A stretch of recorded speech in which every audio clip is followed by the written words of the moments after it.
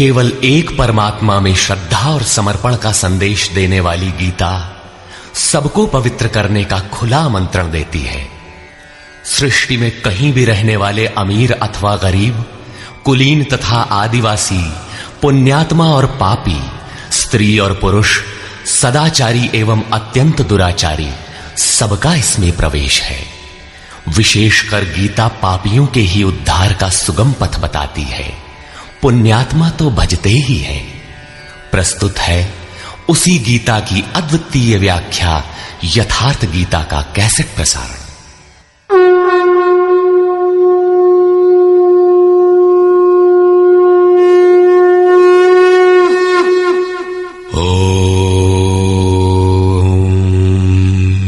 श्री परमात्मने नमः। यथार्थ गीता श्रीमद् भगवत गीता अथ द्वितीयो अध्यायः। प्रथम अध्याय गीता की प्रवेशिका है, जिसमें आरंभ में पथिक को प्रतीत होने वाली उलझनों का चित्रण है। लड़ने वाले संपूर्ण कौरव पांडव थे, किंतु संशय का पात्र मात्र अर्जुन है। अनुराग ही अर्जुन है। इष्ट के अनुरूप राग ही पथिक को क्षेत्र क्षेत्रज्ञ के संघर्ष के लिए प्रेरित करता है। अनुराग आरंभिक स्तर है। पूज्य महाराज जी कहते थे, सदगृहस्थ आश्रम में रहते हुए ग्लानि होने लगे, अश्रुपात होता हो, कंठ अवरुद्ध होता हो, तो समझना कि यहीं से भजन आरंभ हो गया। अनुराग में ये सब कुछ आ जाता है। उसमें धर्म, नियम, सत्संग, भाव सभी विद्यमान होंगे। अनुराग के प्रथम चरण में पारिवारिक मोह बाधक बनता है। पहले सभी चाहते हैं कि हम उस परम सत्य को प्राप्त कर लें, किंतु आगे बढ़ने पर वो देखता है कि इन मधुर संबंधों का उच्छेद करना होगा। तब हताश हो जाता है।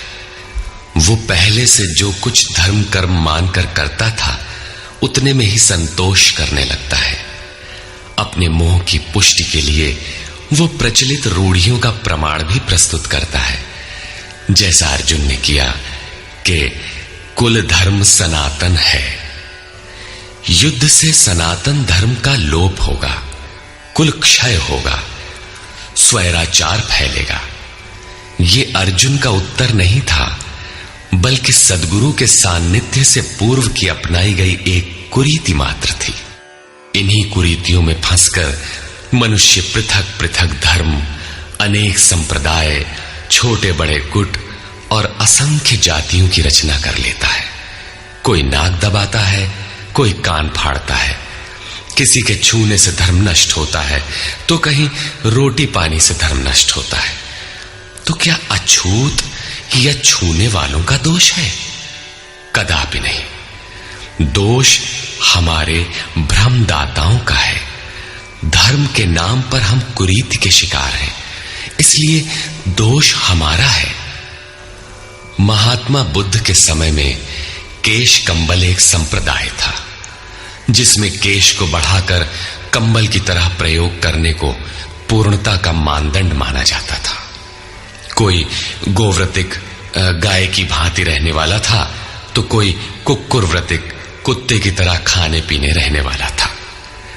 ब्रह्म विद्या का इनसे कोई संबंध नहीं है।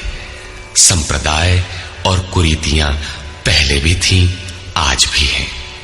ठीक इसी प्रकार कृष्ण काल में भी संप्रदाय थे, कुरीतियां थीं। उनमें से एकाध कुरीति का शिकार अर्जुन भी था। उसने 4 तर्क प्रस्तुत किए। 1, ऐसे युद्ध से सनातन धर्म नष्ट हो जाएगा।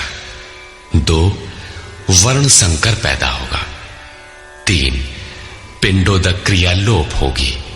और 4, हम लोग कुलक्षय द्वारा महान पाप करने को उद्यत हुए हैं। इस पर योगेश्वर श्री कृष्ण ने कहा, संजय उवाच।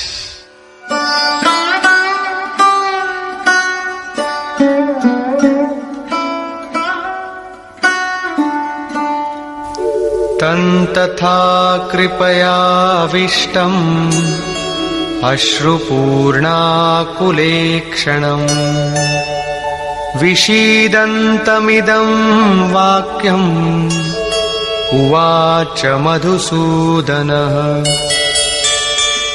करुणा से व्याप्त अश्रुपूर्ण व्याकुल नेत्रों वाले उस अर्जुन के प्रति मधुसूदन, मद का विनाश करने वाले भगवान ने ये वचन कहा। श्री भगवान उवाच।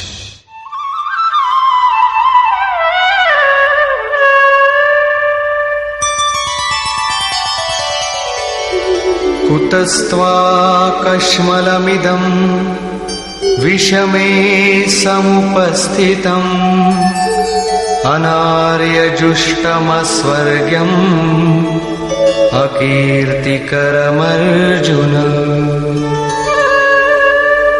अर्जुन, इस विषम स्थल में तुझे ये अज्ञान कहां से हो गया? विषम स्थल अर्थात जिसकी समता का सृष्टि में कोई स्थल है ही नहीं, पारलौकिक है लक्ष्य जिसका, उस निर्विवाद स्थल पर तुझे अज्ञान कहां से हुआ? अज्ञान क्यों? अर्जुन तो सनातन धर्म की रक्षा के लिए कटिबद्ध है। क्या सनातन धर्म की रक्षा के लिए प्राणपण से तत्पर होना अज्ञान है? श्री कृष्ण कहते हैं, हां, ये अज्ञान है। न तो संभावित पुरुषों द्वारा इसका आचरण किया गया है, न स्वर्ग ही देने वाला है और न ये कीर्ति को ही करने वाला है। सन्मार्ग पर जो दृढ़ता पूर्वक आरूढ़ है उसे आर्य कहते हैं। परिवार के लिए मरना मिटना यदि अज्ञान न होता तो महापुरुष उस पर अवश्य चले होते। यदि कुल धर्म ही सत्य होता तो स्वर्ग और कल्याण की निःश्रेणी अवश्य बनता। ये कीर्तिदायक भी नहीं है। मीरा भजन करने लगी तो लोग कहें मीरा भई बावरी, सास कहे कुल नाशी रे। जिस परिवार, कुल और मर्यादा के लिए मीरा की सास बिलख रही थी, आज उस कुलवंती सास को कोई नहीं जानता। मीरा को विश्व जानता है।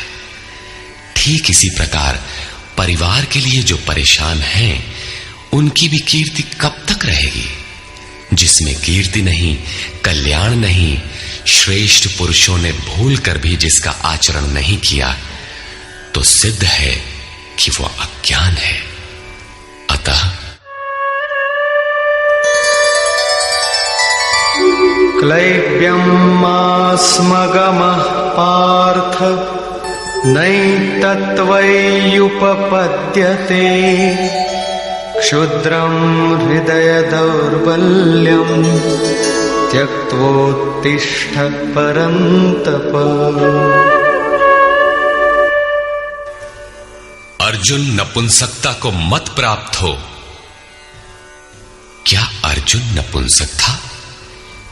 क्या आप पुरुष हैं?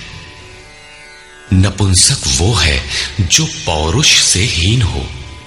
सब अपनी समझ से पुरुषार्थ ही तो करते हैं। किसान रात दिन खून पसीना एक करके खेत में पुरुषार्थ ही तो करता है।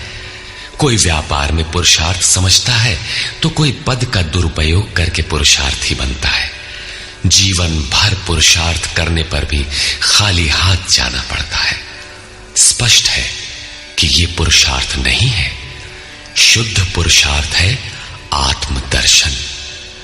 गार्गी ने याज्ञवल्क्य से कहा, नपुंसक पुमान ज्ञेयो यो न वेत्ति हृदि स्थितम पुरुषम स्वप्रकाशम तस्मानंदात्मानमव्ययम्।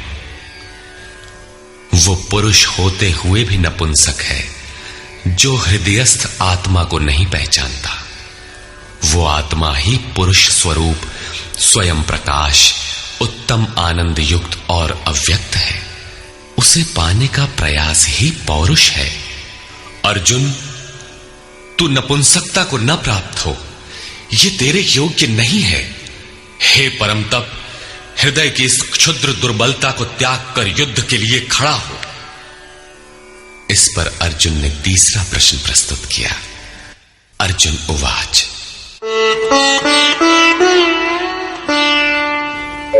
कथं भीष्ममहं संख्ये द्रोणं च मधुसूदन इषुभिः प्रतियोत्स्यामि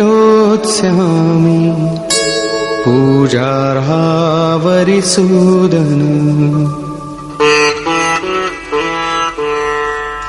अहंकार का शमन करने वाले मधुसूदन, मैं रणभूमि में पितामह भीष्म और आचार्य द्रोण से किस प्रकार बाणों से युद्ध करूंगा, क्योंकि अरिसूदन वे दोनों ही पूजनीय हैं।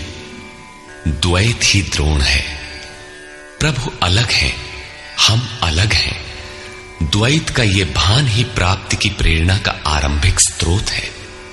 यही द्रोणाचार्य का गुरुत्व है। भ्रम ही भीष्म है। जब तक भ्रम है तभी तक बच्चे, परिवार, रिश्तेदार सभी अपने लगते हैं। अपना लगने में भ्रम ही माध्यम है। आत्मा इन्हीं को पूज्य मानकर इनके साथ रहता है कि ये पिता हैं, दादा हैं, कुलगुरु हैं इत्यादि। साधन के पूर्ति काल में गुरु न चेला, पुरुष अकेला। न बंधुर न मित्रम गुरुर्नैव शिष्यः चिदानंद रूपः शिवोहम शिवोहम। जब चित्त उस परम आनंद में विलय हो जाता है तब न गुरु ज्ञान दाता और न शिष्य ग्रहण करता ही रह जाता है। यही परम की स्थिति है। गुरु का गुरुत्व प्राप्त कर लेने पर गुरुत्व एक जैसा हो जाता है।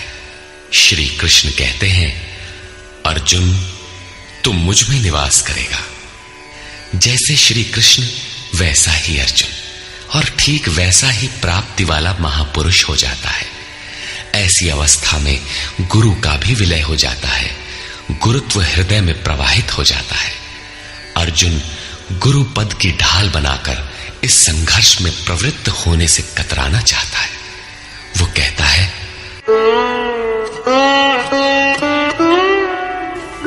गुरून् हत्वा हि महानुभावान् श्रेयो भोक्तुं भैक्षमपीह लोके हत्वार्थकामास्तु गुरूनिहैव भुञ्जीय भोगान् रुधिरप्रदिग्धान्। इन महानुभाव गुरुजनों को न मारकर मैं इस लोक में भिक्षा का अन्न भी श्रेयस्कर समझता हूं। यहां भिक्षा का अर्थ उदर पोषण के लिए भीख मांगना नहीं, बल्कि सत्पुरुषों की टूटी फूटी सेवा द्वारा उनसे कल्याण की याचना ही भिक्षा है। अन्नम ब्रह्मेति व्यजानात्। अन्न एकमात्र परमात्मा है, जिसे प्राप्त करके आत्मा सदा के लिए तृप्त हो जाता है, कभी अतृप्त नहीं रहता। हम महापुरुषों की सेवा और याचना द्वारा शनैः शनैः ब्रह्म पीयूष प्राप्त करें, किंतु ये परिवार न छूटे। यही अर्जुन के भिक्षान्न की कामना है। संसार में अधिकांश लोग ऐसा ही करते हैं। वे चाहते हैं कि पारिवारिक स्नेह संबंध न मारना पड़े और मुक्ति भी शनैः शनैः मिल जाए, किंतु चलने वाले पथिक के लिए, जिसके संस्कार इनसे ऊपर हैं, जिसमें संघर्ष की क्षमता है, स्वभाव में क्षत्रियत्व प्रवाहित है, उसके लिए इस भिक्षान्न का विधान नहीं है। स्वयं न करके याचना करना भिक्षान्न है। गौतम बुद्ध ने भी मध्यम निकाय के धम्म दायाद सुत्त में इस भिक्षान्न की आमिष दायाद कहकर उसे हेय माना है, जबकि शरीर यापन से सभी भिक्षु थे। इन गुरुजनों को मारकर मिलेगा क्या? इस लोक में रुधिर से सने अर्थ और काम के भोग ही तो भोगने को मिलेंगे। अर्जुन कदाचित सोचता था कि भजन से भौतिक सुखों की मात्रा में अभिवृद्धि होगी। इतना संघर्ष झेलने के बाद भी इस शरीर के पोषक अर्थ और काम के भोग ही तो मिलेंगे। वो पुनः तर्क देता है,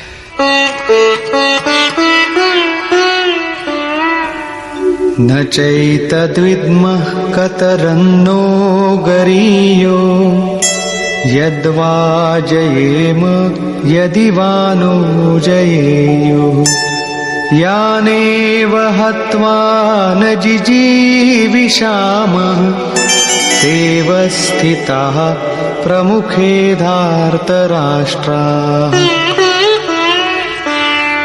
ये भी निश्चित नहीं है कि वो भोग मिलेगा ही।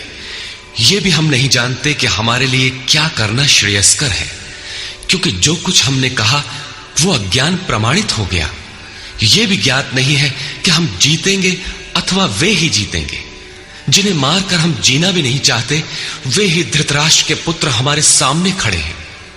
अज्ञान रूपी धृतराष्ट्र से उत्पन्न मोह इत्यादि स्वजन समुदाय मिट ही जाएंगे, तब हम जीकर ही क्या करेंगे। अर्जुन पुनः सोचता है कि जो कुछ हमने कहा कदाचित ये भी अज्ञान हो, अतः प्रार्थना करता है।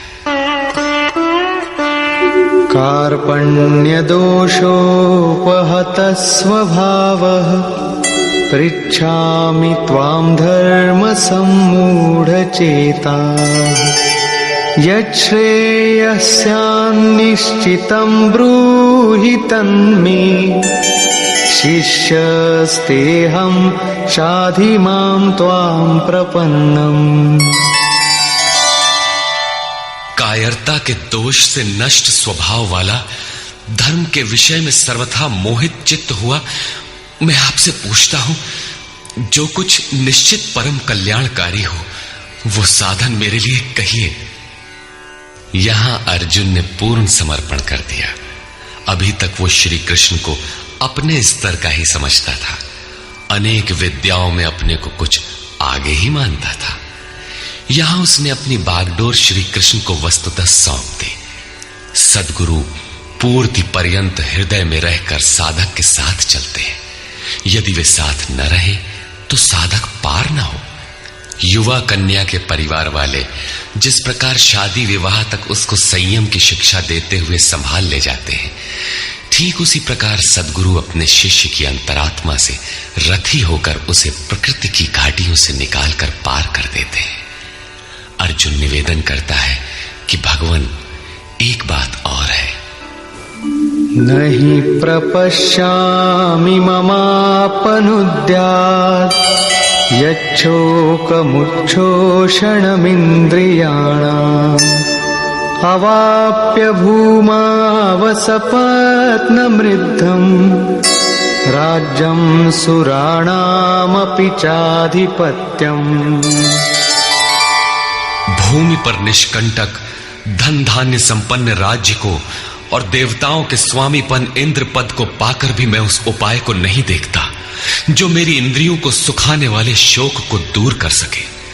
जब शोक बना ही है तो ये सब लेकर ही मैं क्या करूंगा। यदि इतना ही मिलना है तो क्षमा करें। अर्जुन ने सोचा, अब इसके आगे बतावेंगे भी क्या। संजय उवाच। एवमुक्त्वा ऋषिकेशं गुडाकेशः परन्तप न योत्स्यैति गोविन्दम् उक्त्वा तूष्णीं बभूवः। संजय बोला, हे राजन, मोह निशाजयी अर्जुन ने हृदय के सर्वज्ञ श्री कृष्ण से ये कहकर कि गोविंद, मैं युद्ध नहीं करूंगा, चुप हो गया। अभी तक अर्जुन की दृष्टि पौराणिक है, जिसमें कर्म कांडों के साथ भोगों की उपलब्धि का विधान है, जिसमें स्वर्ग ही सब कुछ माना जाता है, जिस पर श्री कृष्ण प्रकाश डालेंगे कि ये विचारधारा भी गलत है। तमुवाच ऋषिकेशः प्रहसन्निव भारत सेनयोरुभयोर्मध्ये विषीदन्तमिदं वचः। उसके उपरांत हे भरतवंशी धृतराष्ट्र, अंतर्यामी योगेश्वर श्री कृष्ण ने दोनों सेनाओं के बीच में उस शोक युक्त अर्जुन को हंसते हुए से ये वचन कहा। श्री भगवान उवाच। अशोचानन्वशोचस्त्वं प्रज्ञावादांश्च भाषसे गतासु न गतासूंश्च नानुशोचन्ति पंडिताः। अर्जुन, तू न शोक करने योग्यों के लिए शोक करता है और पंडितों के से वचन कहता है, किंतु बुद्धि संपन्न पंडित जन जिनके प्राण चले गए हैं उनके लिए तथा जिनके प्राण नहीं गए हैं उनके लिए भी शोक नहीं करते। तू पंडितों जैसी बातें भर करता है, वस्तुतः ज्ञाता है नहीं, क्योंकि न त्वेवाहं जातु नासं न त्वन्नेमे जनाधिपाः न चैव न भविष्यामः सर्वे वयमतः परम्। न तो ऐसा ही है कि मैं अर्थात सद्गुरु किसी काल में नहीं था, अथवा तू अनुरागी अधिकारी अथवा जनाधिपाह राजा लोग अर्थात राजसी वृत्ति में पाए जाने वाला अहम नहीं था, और न ऐसा ही है कि आगे हम सब नहीं रहेंगे। सद्गुरु सदैव रहता है, अनुरागी सदैव रहते हैं। यहां योगेश्वर ने योग की अनादिता पर प्रकाश डालते हुए भविष्य में भी उसकी विद्यमानता पर बल दिया। मरने वालों के लिए शोक न करने के लिए कारण बताते हुए उन्होंने कहा, देहिनोऽस्मिन् यथा देहे कौमारं यौवनं जरा तथा देहान्तरप्राप्तिः धीरस्तत्र न मुह्यति। जैसे जीवात्मा की इस देह में कुमार, युवा और वृद्ध अवस्था होती है, वैसे ही अन्य अन्य शरीर प्राप्ति। इसलिए धीर पुरुष मोहित नहीं होता है। कभी आप बालक थे, शनैः शनैः युवा हुए, तब आप मर तो नहीं गए, पुनः वृद्ध हुए, पुरुष एक ही है। उसी प्रकार लेश मात्र भी दरार नए देह की प्राप्ति पर नहीं पड़ती। कलेवर का यह परिवर्तन तब तक चलेगा जब तक परिवर्तन से परे वस्तु नहीं मिल जाती। मात्रा स्पर्शास्तु कौन्तेय शीतोष्ण सुख दुःखदाः आगमापायिनो नित्याः तां स्थितिक्षस्व भारत। हे कुंती पुत्र, सुख दुख, सर्दी और गर्मी को देने वाले इंद्रियों और विषयों के संयोग तो अनित्य हैं, क्षण भंगुर हैं। अतः भरतवंशी अर्जुन, तू इसका त्याग कर। अर्जुन इंद्रिय और विषय के संयोग जन्य सुख का स्मरण करके ही विकल था। कुल धर्म, कुल गुरुओं की पूज्यता इत्यादि इंद्रियों के लगाव के अंतर्गत है। ये क्षणिक हैं, झूठे हैं, नाशवान हैं। विषयों का संयोग न सदैव मिलेगा और न सदैव इंद्रियों में क्षमता ही रहेगी। अतः अर्जुन, तू इनका त्याग कर, सहन कर। क्यों? क्या हिमालय की लड़ाई थी जो अर्जुन सर्दी सहन करता? अथवा क्या ये रेगिस्तान की लड़ाई है जहां अर्जुन गर्मी सहन करे? कुरुक्षेत्र जैसा कि लोग बाहर बताते हैं समशीतोष्ण स्थली है। कुल 18 दिन तो लड़ाई हुई, इतने में कहां जाड़ा गर्मी बीत गई। वस्तुतः सर्दी गर्मी, दुख सुख, मान अपमान का सहन करना एक योगी पर निर्भर करता है। यह हृदय देश की लड़ाई का चित्रण है। बाहर युद्ध के लिए गीता नहीं कहती। यह क्षेत्र क्षेत्रज्ञ का संघर्ष है, जिसमें आसुरी संपद का सर्वथा शमन कर परमात्मा में स्थिति दिलाकर दैवी संपद भी शांत हो जाती है। जब विकार है ही नहीं तो सजातीय प्रवृत्तियां किस पर आक्रमण करें? अतः पूर्णत्व के साथ वे भी शांत हो जाती हैं, इससे पहले नहीं। गीता अंतर्देश की लड़ाई का चित्रण है।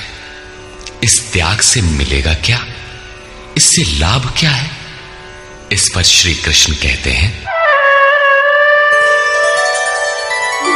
यम हि न व्यथयन्त्येते पुरुषं पुरुषर्षभ समदुःख सुखं धीरं सोमृतत्वाय कल्पते।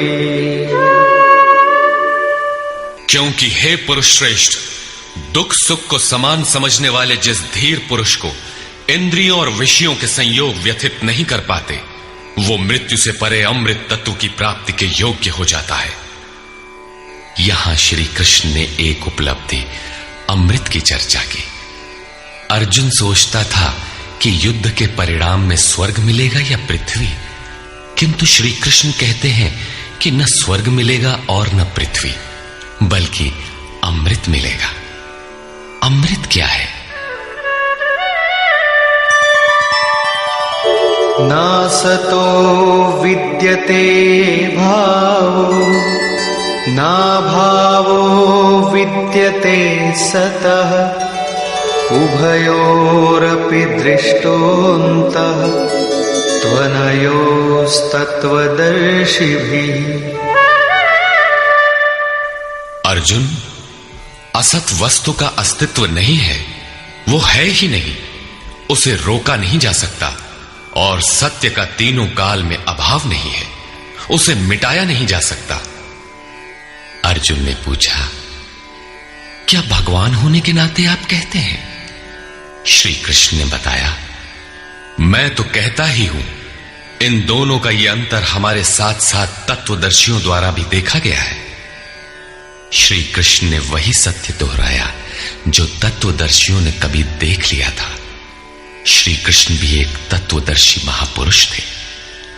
परम तत्व परमात्मा का प्रत्यक्ष दर्शन करके उसमें स्थिति वाले तत्वदर्शी कहलाते हैं। सत और असत हैं क्या, इस पर कहते हैं,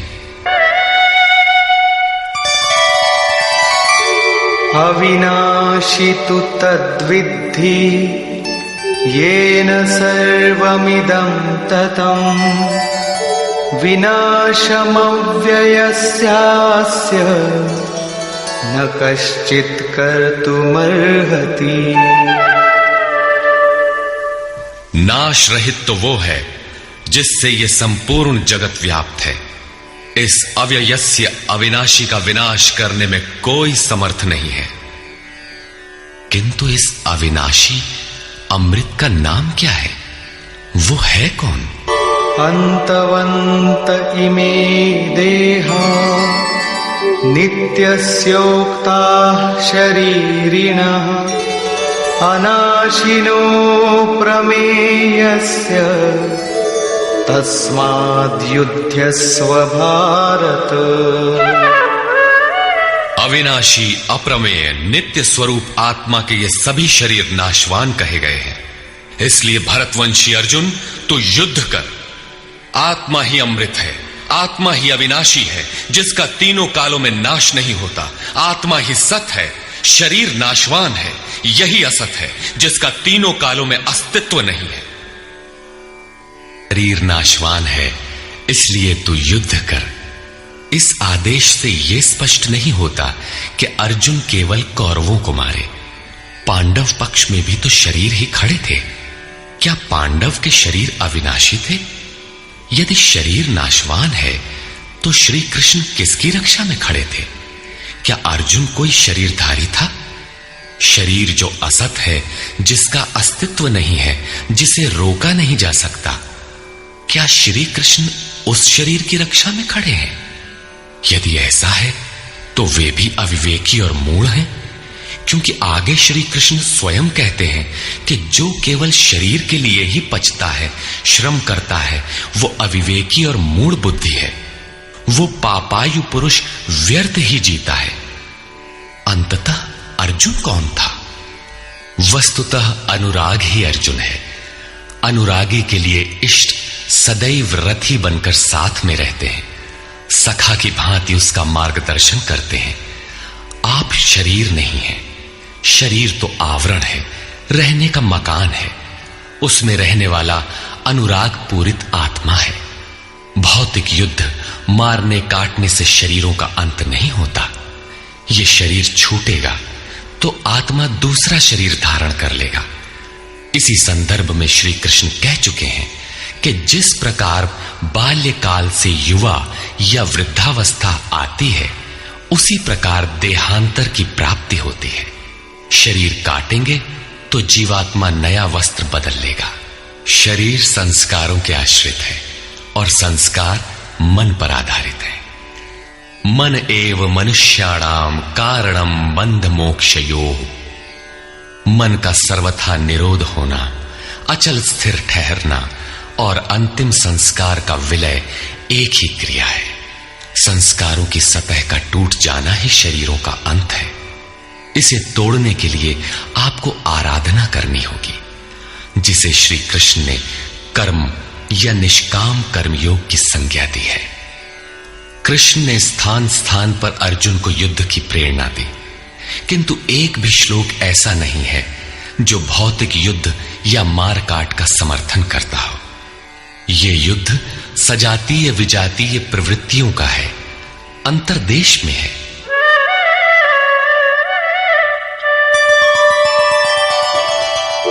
य एनं वेत्ति हन्तारम् यश्चैनं मन्यते हतम् उभौ तौ न विजानीतो नायं हन्ति न हन्यते। जो इस आत्मा को मारने वाला मानता है तथा जो इस आत्मा को मरा हुआ समझता है, वे दोनों ही आत्मा को नहीं जानते, क्योंकि ये आत्मा न तो मारता है और न मारा ही जाता है। पुनः इसी पर बल देते हैं। न जायते म्रियते वा कदाचित् नायं भूत्वा भविता वा न भूयः अजो नित्यः शाश्वतोऽयं पुराणो न हन्यते हन्यमाने शरीरे। ये आत्मा किसी काल में न तो जन्मता है और न मरता है, क्योंकि ये वस्त्र ही तो बदलता है। न ये आत्मा होकर अन्य कुछ होने वाला है, क्योंकि यह अजन्मा है, नित्य है, शाश्वत और पुरातन है। शरीर के नाश होने पर भी उसका नाश नहीं होता। आत्मा ही सत्य है, आत्मा ही पुरातन है, आत्मा ही शाश्वत और सनातन है। आप कौन है?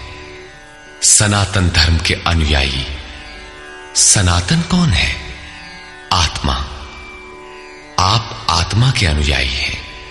आत्मा, परमात्मा और ब्रह्म एक दूसरे के पर्याय हैं।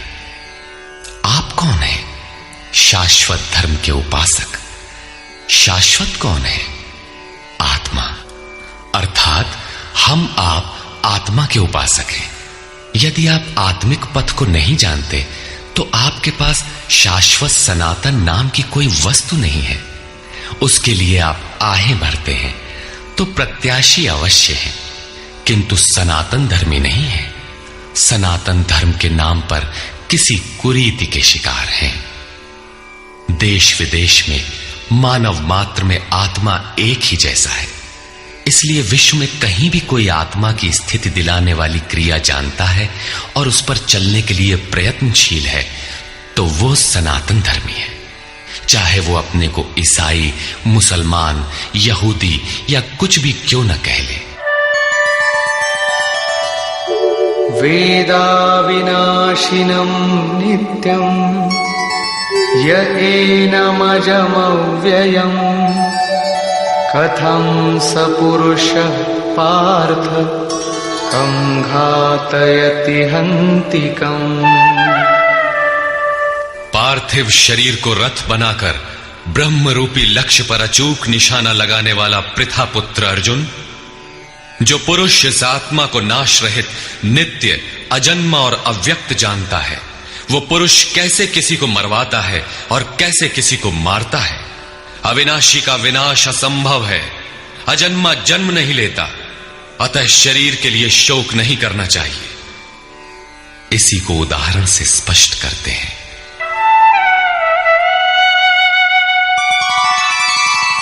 वासांसि जीर्णानि यथा विहाय नवानि गृह्णाति नरोपराणि तथा शरीराणि विहाय जीर्णान्यन्यानि संयाति नवानि देहि। जैसे मनुष्य जीर्णानि वासांसि, जीर्ण शीर्ण पुराने वस्त्रों को त्याग कर नए वस्त्रों को ग्रहण करता है, ठीक वैसे ही ये जीवात्मा पुराने शरीरों को त्याग कर दूसरे नए शरीरों को धारण करता है। जीर्ण होने पर ही नया शरीर धारण करना है तो शिशु क्यों मर जाते हैं? ये वस्त्र तो और विकसित होना चाहिए। वस्तुतः ये शरीर संस्कारों पर आधारित है। जब संस्कार जीर्ण होते हैं तो शरीर छूट जाता है। यदि संस्कार 2 दिन का है तो दूसरे दिन ही शरीर जीर्ण हो गया। इसके बाद मनुष्य एक श्वास भी अधिक नहीं जीता। संस्कार ही शरीर है। आत्मा संस्कारों के अनुसार नया शरीर धारण कर लेता है। अथा खलु ऋतुमयः पुरुषः यथा इहैव तथैव प्रेत्य भवति कृतं लोकम पुरुषोऽभिजायते। अर्थात ये पुरुष निश्चय ही संकल्पमय है। इस लोक में पुरुष जैसा निश्चय वाला होता है वैसा ही यहां से मरकर जाने पर होता है। अपने संकल्प से बनाए हुए शरीरों में पुरुष उत्पन्न होता है। इस प्रकार मृत्यु शरीर का परिवर्तन मात्र है। आत्मा नहीं मरता। पुनः इसकी अजरता अमरता पर बल देते हैं। नैनं छिन्दन्ति शस्त्राणि नैनं दहति पावकः न चैनं क्लेदयन्त्यापो न शोषयति मारुतः। अर्जुन, इस आत्मा को शस्त्रादि नहीं काटते, अग्नि इसे जला नहीं सकता, जल इसे गीला नहीं कर सकता और न वायु इसे सुखा ही सकता है। अच्छेद्योऽयमदाह्योऽयम् अक्लेद्यो शोष्य एव च नित्यः सर्वगतः स्थाणुः अचलोऽयं सनातनः। ये आत्मा अच्छेद्य है, इसे छेदा नहीं जा सकता। ये अदाह्य है, इसे जलाया नहीं जा सकता। ये अक्लेद्य है, इसे गीला नहीं किया जा सकता। आकाश इसे अपने में समाहित नहीं कर सकता। ये आत्मा निसंदेह, अशोष्य, सर्वव्यापक, अचल, स्थिर रहने वाला और सनातन है। अर्जुन ने कहा था कि कुल धर्म सनातन है। ऐसा युद्ध करने से सनातन धर्म नष्ट हो जाएगा, किंतु श्री कृष्ण ने इसे अज्ञान माना और आत्मा को ही सनातन बताया। आप कौन हैं? सनातन धर्म के अनुयायी। सनातन कौन है? आत्मा। यदि आप आत्मा पर्यंत दूरी तय करने वाली विधि विशेष से अवगत नहीं हैं, तो आप सनातन धर्म नहीं जानते। इसका कुपरिणाम सांप्रदायिकता में फंसे धर्म भीरू लोगों को भोगना पड़ रहा है। जब मैटर क्षेत्र में पैदा होने वाली कोई वस्तु इस सनातन का स्पर्श नहीं कर सकती, तो छूने खाने से सनातन धर्म नष्ट कैसे हो सकता है? यह धर्म नहीं, एक कुरीति परिस्थिति थी जिससे भारत में सांप्रदायिक वैमनस्य बढ़ा और राष्ट्रीय एकता की आज भी समस्या बनी हुई है। धर्म की शरण हम क्यों जाते हैं? क्योंकि हम मरण धर्मा हैं और धर्म कोई ठोस चीज है जिसकी शरण जाकर हम भी अमर हो जाएं। हम तो मारने से मरेंगे और ये धर्म केवल छूने और खाने से मर जाएगा, तो हमारी क्या रक्षा करेगा? धर्म तो आपकी रक्षा करता है, आपसे शक्तिशाली है। आप तलवार से मरेंगे और धर्म वो छूने से नष्ट हो गया। कैसा है आपका धर्म? कुरीतियां नष्ट होती हैं, न कि सनातन। सनातन तो ऐसी ठोस वस्तु है जिसे शस्त्र नहीं काटते, अग्नि जला नहीं सकता, जल इसे गीला नहीं कर सकता। खान पान तो दूर, प्रकृति में उत्पन्न कोई वस्तु उसका स्पर्श भी नहीं कर पाती, तो वो सनातन नष्ट कैसे हो गया? ऐसी ही कतिपय कुरीतियां अर्जुन काल में भी थी। उनका शिकार अर्जुन भी था। उसने विलाप करते हुए गिड़गिड़ा कर कहा कि कुल धर्म सनातन है, युद्ध से सनातन धर्म नष्ट हो जाएगा।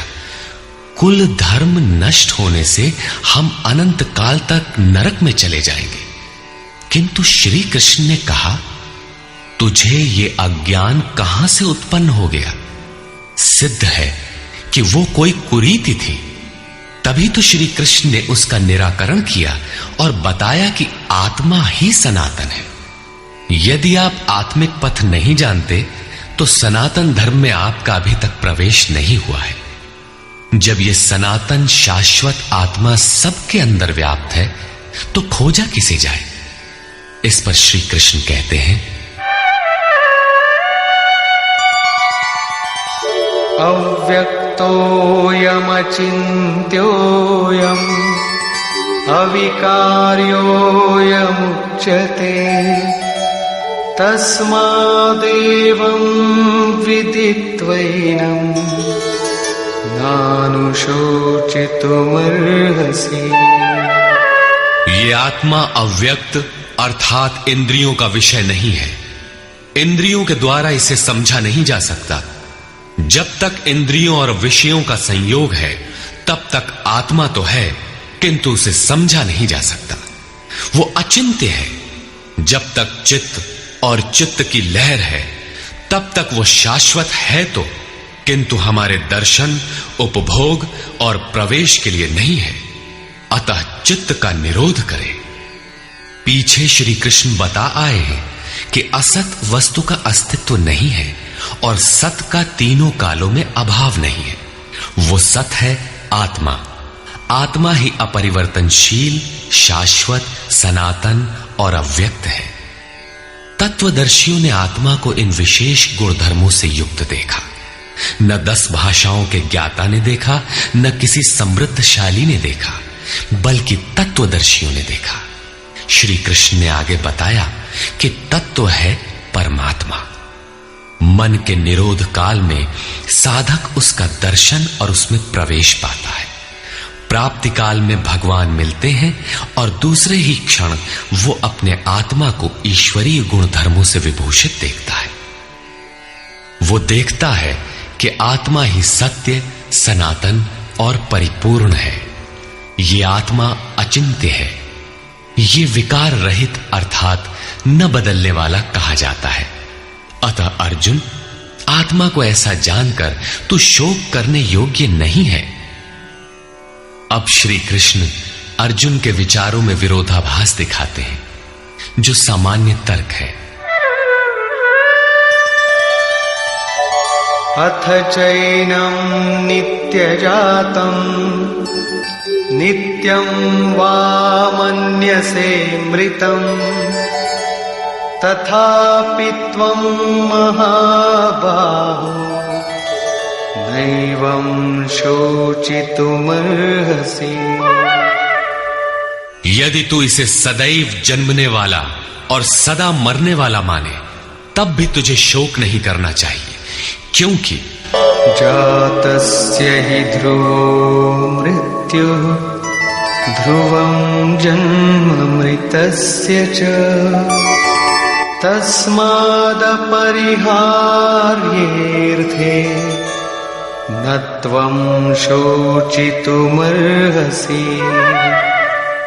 ऐसा मान लेने पर भी जन्मने वाले की निश्चित मृत्यु और मरने वाले का निश्चित जन्म सिद्ध होता है। इसलिए भी तू बिना उपाय वाले इस विषय में शोक करने लायक नहीं है।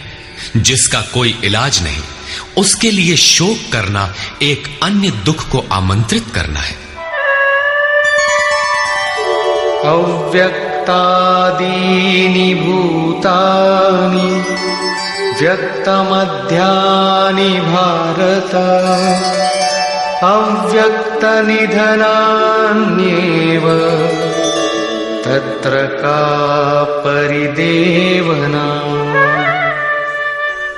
अर्जुन, संपूर्ण प्राणी जन्म से पहले बिना शरीर वाले और मरने के बाद भी बिना शरीर वाले हैं।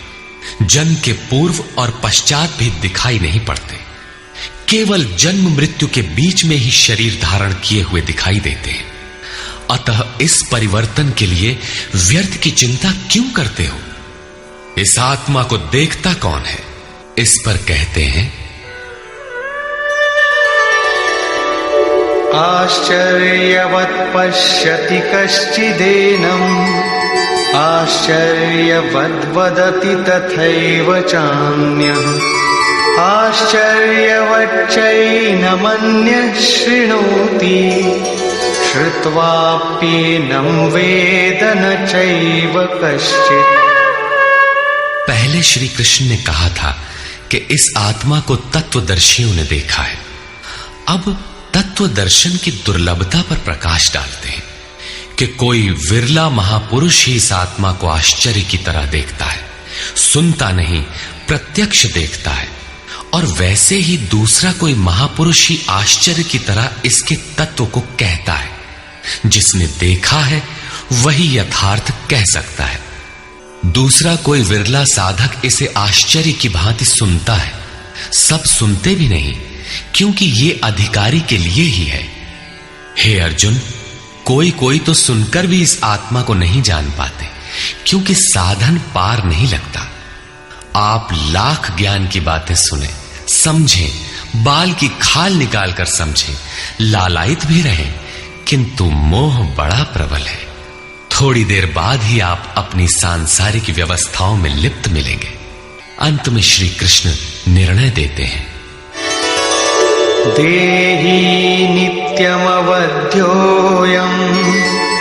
देहे सर्वस्य भारत तस्मात् सर्वाणि भूतानि न त्वं शोचितुमर्हसि।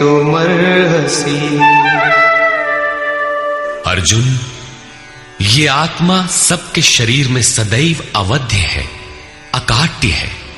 इसलिए संपूर्ण भूत प्राणियों के लिए तो शोक करने योग्य नहीं है। आत्मा ही सनातन है। इस तथ्य का प्रतिपादन करके, इसका प्रभुता सहित वर्णन करके यह प्रश्न यहीं पूरा हो जाता है। अब प्रश्न खड़ा होता है कि इसकी प्राप्ति कैसे हो। संपूर्ण गीता में इसके लिए दो ही मार्ग हैं। पहला निष्काम कर्म योग और दूसरा ज्ञान योग। दोनों मार्गों में किया जाने वाला कर्म एक ही है। उस कर्म की अनिवार्यता पर बल देते हुए योगेश्वर श्री कृष्ण ज्ञान योग के विषय में कहते हैं,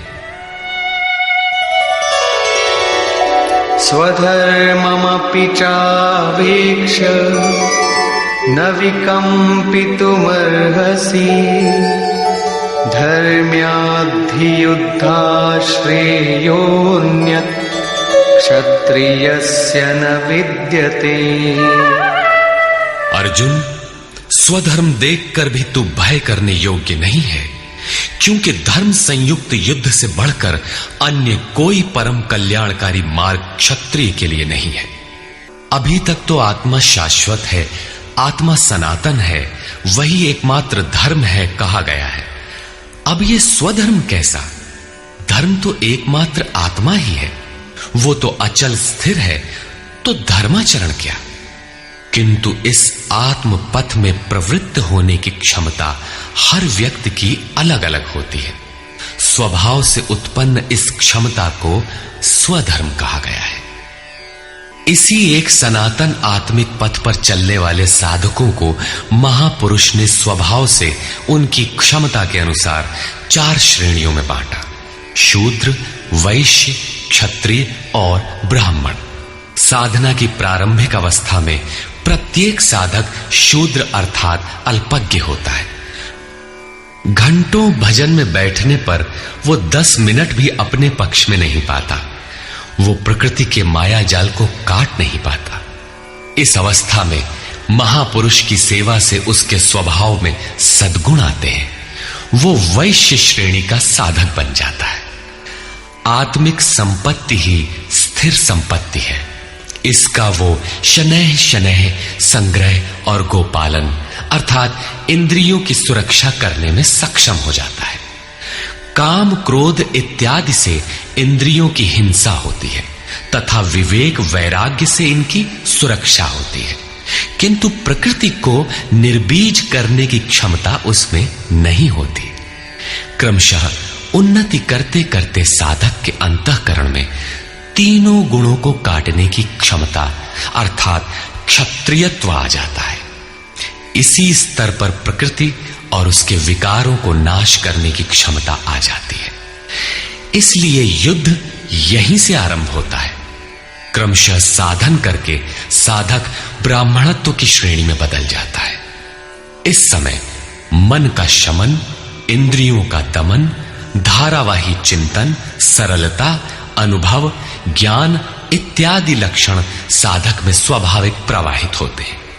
इन्हीं के अनुष्ठान से चलकर क्रमशः वो ब्रह्म में प्रवेश पा जाता है, जहां वो ब्राह्मण भी नहीं रह जाता। विदेह राजा जनक की सभा में महर्षि याज्ञवल्क्य ने चाक्रायण, उशस्ति, कहोल, आरुणि, उद्यालक और गार्गी के प्रश्नों का समाधान करते हुए बताया कि आत्म साक्षात्कार का पूर्णतया संपादन करने वाला ही ब्राह्मण होता है। ये आत्मा ही लोक परलोक और समस्त प्राणियों को भीतर से नियमित करता है। सूर्य, चंद्रमा, पृथ्वी, जल, वायु, अग्नि, तारागण, अंतरिक्ष, आकाश एवं प्रत्येक क्षण इस आत्मा के ही प्रशासन में है। ये तुम्हारा आत्मा अंतर्यामी अमृत है। आत्मा अक्षर है, इससे भिन्न सब नाशवान है। जो कोई इसी लोक में इस अक्षर को न जानकर हवन करता है, तप करता है, हजारों वर्षों तक यज्ञ करता है, उसका ये सब कर्म नाशवान है। जो कोई भी इस अक्षर को जाने बिना इस लोक से मरकर जाता है, वो दयनीय है, कृपण है, और जो इस अक्षर को जानकर इस लोक से मरकर जाता है, वो ब्राह्मण है। अर्जुन क्षत्रिय श्रेणी का साधक है। श्री कृष्ण कहते हैं कि क्षत्रिय श्रेणी के साधक के लिए युद्ध के अतिरिक्त कोई कल्याणकारक रास्ता है ही नहीं। प्रश्न उठता है कि क्षत्रिय है क्या? प्रायः लोग इसका आशय समाज में जन्मना उत्पन्न ब्राह्मण, क्षत्रिय, वैश्य, शूद्र जातियों से लेते हैं। इन्हें ही 4 वर्ण मान लिया जाता है, किंतु नहीं। शास्त्रकार ने स्वयं बताया है कि क्षत्रिय क्या है, वर्ण क्या है। यहां उन्होंने केवल क्षत्रिय का नाम लिया और आगे 18वें अध्याय तक इस प्रश्न का समाधान प्रस्तुत किया कि वस्तुतः ये वर्ण हैं क्या और कैसे इनमें परिवर्तन होता है। श्री कृष्ण ने कहा, चातुर्वर्ण्यम मया सृष्टम। 4 वर्णों की सृष्टि मैंने की, तो क्या मनुष्यों को बांटा? श्री कृष्ण कहते हैं कि नहीं, गुण कर्म विभागशः। गुणों के माध्यम से कर्म को 4 भागों में बांटा। यह देखना है कि वो कर्म क्या है जिसे बांटा गया। गुण परिवर्तनशील है। साधना की उचित प्रक्रिया द्वारा तामसी से राजसी और राजसी से सात्विक गुणों में प्रवेश मिलता जाता है। अंततः ब्राह्मण स्वभाव बन जाता है। उस समय ब्रह्म में प्रवेश दिला देने वाली सारी योग्यताएं उस साधक में रहती हैं। वर्ण संबंधी प्रश्न यहां से आरंभ होकर 18वें अध्याय में जाकर पूर्ण होता है। श्री कृष्ण की मान्यता है, श्रेयान् स्वधर्मो विगुणः परधर्मात् स्वनुष्ठितात्। स्वभाव से उत्पन्न इस धर्म में प्रवृत्त होने की क्षमता जिस स्तर की हो, भले ही वो गुण रहित शूद्र श्रेणी की हो, तब भी परम कल्याण करती है, क्योंकि आप क्रमशः वहीं से उत्थान करते हैं। उससे ऊपर वालों की नकल करके साधक नष्ट हो जाता है। अर्जुन क्षत्रिय श्रेणी का साधक था, इसलिए श्री कृष्ण कहते हैं कि अर्जुन, अपने स्वभाव से उत्पन्न योग्यता को देखकर, इस युद्ध में प्रवृत्त होने की अपनी क्षमता को देखकर भी तू भय करने योग्य नहीं है। इससे बढ़कर दूसरा कोई कल्याणकारी कार्य क्षत्रिय के लिए नहीं। इसी पर प्रकाश डालते हुए पुनः योगेश्वर कहते हैं, यदृच्छया चोपपन्नम् स्वर्गद्वारमपावृतम् सुखिनः क्षत्रियाः पार्थ लभन्ते युद्धमीदृशम्। पार्थिव शरीर को ही रथ बनाकर अचूक लक्ष्यवेदी अर्जुन, स्वतः प्राप्त स्वर्ग के खुले हुए द्वार रूपी इस युद्ध को भाग्यवान क्षत्रिय ही प्राप्त करते हैं। क्षत्रिय श्रेणी के साधक में तीनों गुणों को काट देने की क्षमता रहती है। उसके लिए स्वर्ग का द्वार खुला है, क्योंकि उसमें दैवी संपद पूर्णता अर्जित रहती है। स्वर्ग में विचरने की उसमें क्षमता रहती है। यही खुला हुआ स्वर्ग का द्वार है। क्षेत्र क्षेत्रज्ञ के इस युद्ध को भाग्यवान क्षत्रिय ही पाते हैं, क्योंकि उनमें ही संघर्ष की क्षमता है। दुनिया में लड़ाइयां होती हैं, विश्व सिमट कर लड़ता है, प्रत्येक जाति लड़ती है, किंतु शाश्वत विजय जीतने वाले को भी नहीं मिलती। ये तो बदले हैं। जो जिसको जितना दबाता है, कालांतर में उसे भी उतना ही दबना पड़ता है। ये कैसी विजय है जिसमें इंद्रियों को सुखाने वाला शोक बना ही रहता है, अंत में शरीर भी नष्ट हो जाता है। वास्तविक संघर्ष तो क्षेत्र और क्षेत्रज्ञ का है, जिसमें एक बार विजय हो जाने पर प्रकृति का सदा के लिए निरोध और परम पुरुष परमात्मा की प्राप्ति हो जाती है। यह ऐसी विजय है जिसके पीछे हार नहीं है।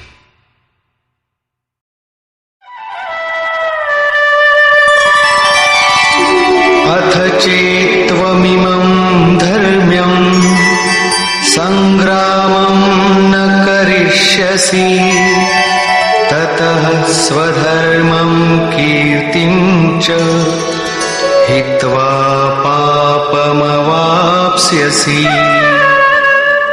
और यदि तू इस धर्मयुक्त संग्राम अर्थात शाश्वत सनातन परम धर्म परमात्मा में प्रवेश दिलाने वाला धर्म युद्ध नहीं करेगा, तो स्वधर्म अर्थात स्वभाव से उत्पन्न संघर्ष करने की क्षमता, क्रिया में प्रवृत्त होने की क्षमता को खोकर पाप अर्थात आवागमन और अपकीर्ति को प्राप्त होगा। अपकीर्ति पर प्रकाश डालते हैं।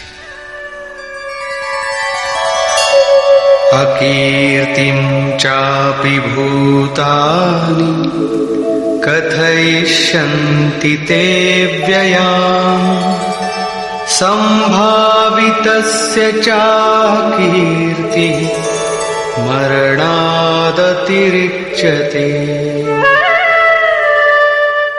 सब लोग बहुत काल तक तेरी अपकीर्ति का कथन करेंगे। आज भी पदच्युत होने वाले महात्माओं में विश्वामित्र, पाराशर, निमि, श्रृंगी इत्यादि की गणना होती है। बहुत से साधक अपने धर्म पर विचार करते हैं, सोचते हैं कि लोग हमें क्या कहेंगे। ऐसा भाव भी साधना में सहायक होता है। इससे साधना में लगे रहने की प्रेरणा मिलती है। कुछ दूरी तक यह भाव भी साथ देता है। माननीय पुरुषों के लिए अपकीर्ति मरण से भी बढ़कर होती है। भयाद्रणादुपरतम् मौस्यन्ते त्वां महारथाः येषां च त्वं बहुमतो भूत्वा यास्यसि लाघवम्। जिन महारथियों की निगाह में तू बहुत माननीय होकर अब तुच्छता को प्राप्त होगा, वे महारथी लोग तुझे भय के कारण युद्ध से उपराम हुआ मानेंगे। महारथी कौन? इस पथ पर महान परिश्रम से आगे बढ़ने वाले साधक महारथी हैं। इसी प्रकार इतने ही परिश्रम से अविद्या की ओर खींचने वाले काम, क्रोध, लोभ, मोहादि भी महारथी है। जो तुझे बहुत सम्मान देते थे कि साधक प्रशंसनीय है, तुम उनकी निगाह से गिर जाओगे। इतना ही नहीं बल्कि अवाच्य वादांश्च बहून् वदिष्यन्ति तवाहिताः निन्दन्तस्तव सामर्थ्यम् ततो दुःखतरं नु किम्। वैरी लोग तेरे पराक्रम की निंदा करते हुए बहुत से न कहने योग्य वचनों को कहेंगे। एक दोष आता है तो चारों ओर से निंदा और बुराइयों की झड़ी लग जाती है। न कहने योग्य वचन भी कहे जाते हैं। इससे बड़ा दुख क्या होगा? अतः अतो वा प्राप्स्यसि स्वर्गम् जित्वा वा भोक्ष्यसे महीम् तस्मादुत्तिष्ठ कौन्तेय युद्धाय कृतनिश्चयः। इस युद्ध में मरोगे तो स्वर्ग प्राप्त करोगे। स्वर में विचरने की क्षमता रहेगी। श्वास से बाहर प्रकृति में विचरने की धाराएं निरुद्ध हो जाएंगी। परम देव परमात्मा में प्रवेश दिलाने वाली दैवी संपद हृदय में पूर्णतः प्रवाहित रहेगी। अथवा इस संघर्ष में जीतने पर महामहिम स्थिति को प्राप्त करोगे। इसलिए अर्जुन, युद्ध के लिए निश्चय करके खड़ा हो। प्रायः लोग इस श्लोक के अर्थ में समझते हैं कि इस युद्ध में मरोगे तो स्वर्ग जाओगे और जीतोगे तो पृथ्वी का भोग भोगोगे। किंतु आपको स्मरण होगा, अर्जुन कह चुका है, भगवान पृथ्वी ही नहीं अपितु त्रैलोक्य के साम्राज्य और देवताओं के स्वामीपन अर्थात इंद्र पद प्राप्त होने पर भी मैं उस उपाय को नहीं देखता जो इंद्रियों को सुखाने वाले मेरे शोक को दूर कर सके। यदि इतना ही मिलना है तो गोविंद, मैं युद्ध कदापि नहीं करूंगा। यदि इतने पर भी श्री कृष्ण कहते कि अर्जुन लड़ो, जीतोगे तो पृथ्वी पा जाओगे, हारोगे तो स्वर्ग के नागरिक बन जाओगे, तो श्री कृष्ण देते ही क्या है? अर्जुन इससे आगे का सत्य, श्रेय, परम कल्याण की कामना वाला शिष्य था, जिसे सद्गुरुदेव श्री कृष्ण ने बताया कि क्षेत्रज्ञ के इस संघर्ष में यदि शरीर का समय पूरा हो जाता है और लक्ष्य तक नहीं पहुंच सके तो स्वर्ग प्राप्त करोगे, अर्थात स्वर में ही विचरण करने की क्षमता प्राप्त कर लोगे। दैवी संपत्ति हृदय में ढल जाएगी और इस शरीर के रहते रहते संघर्ष में सफल हो जाते हो तो महिम, सबसे महान ब्रह्म की महिमा का उपभोग करोगे, महामहिम की स्थिति प्राप्त कर लोगे। जीतोगे तो सर्वस्व, क्योंकि महामहिमत्व को पाओगे, और हारोगे तो देवत्व। दोनों हाथों में लड्डू रहेंगे, लाभ में भी लाभ और हानि में भी लाभ ही है। पुनः इसी पर बल देते हैं, सुख दुखे समे कृत्वा लाभालाभो जया जयो ततो युद्धाय युज्यस्व नैवं पापमवाप्स्यसि। इस प्रकार सुख दुख, लाभ हानि, जय पराजय को समान समझकर तू युद्ध के लिए तैयार हो। युद्ध करने से तू पाप को प्राप्त नहीं होगा, अर्थात सुख में सर्वस्व और दुख में भी देवत्व है। लाभ में महिम की स्थिति अर्थात सर्वस्व और हानि में भी देवत्व है। जय में महामहिम स्थिति और पराजय में भी दैवी संपत्ति पर अधिकार है। इस प्रकार अपने लाभ हानि को भली प्रकार स्वयं समझकर तू युद्ध के लिए तैयार हो। लड़ने में ही दोनों वस्तुएं हैं। लड़ोगे तो पाप अर्थात आवागमन को प्राप्त नहीं होगे, अतः तू युद्ध के लिए तैयार हो।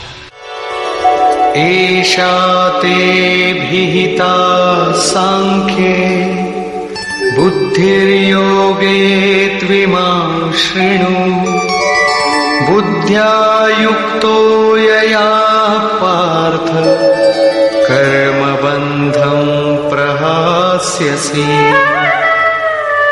पार्थ, ये बुद्धि तेरे लिए ज्ञान योग के विषय में कही गई है। कौन सी बुद्धि? यही कि युद्ध कर। ज्ञान योग में इतना ही है कि अपनी हस्ती को देखकर लाभ हानि का भली प्रकार विचार करके कि जीतेंगे तो महामहिम स्थिति और हारेंगे तो देवत्व, जय में सर्वस्व और पराजय में भी देवत्व। दोनों तरह लाभ है। युद्ध नहीं करेंगे तो सभी हमें बुरा कहेंगे, भय से उपराम हुआ मानेंगे, अपकीर्ति होगी। इस प्रकार अपने अस्तित्व को सामने रखकर स्वयं विचार कर युद्ध में अग्रसर होना ही ज्ञान योग है। प्रायः लोगों में भ्रांति है कि ज्ञान मार्ग में कर्म युद्ध नहीं करना पड़ता। वे कहते हैं कि ज्ञान मार्ग में कर्म नहीं है। मैं तो शुद्ध हूं, बुद्ध हूं, चैतन्य हूं, अहम ब्रह्मास्मि। गुण ही गुण में बरतते हैं, ऐसा मानकर हाथ पर हाथ रखकर बैठ जाते हैं। योगेश्वर श्री कृष्ण के अनुसार यह ज्ञान योग नहीं है।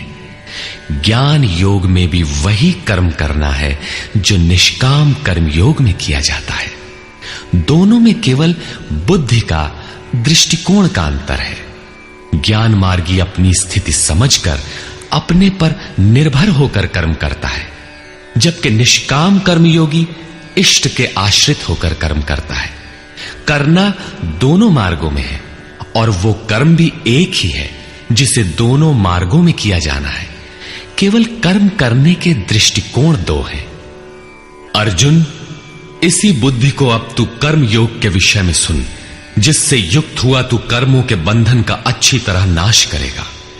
यहां श्री कृष्ण ने कर्म का नाम पहली बार लिया, लेकिन यह नहीं बताया कि कर्म है क्या।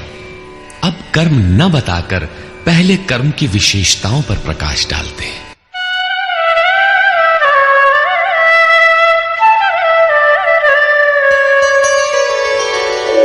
देहाभिक्रमनाशोऽस्ति प्रत्यवायो न विद्यते स्वल्पमप्यस्य धर्मस्य त्रायते महतो भयात्।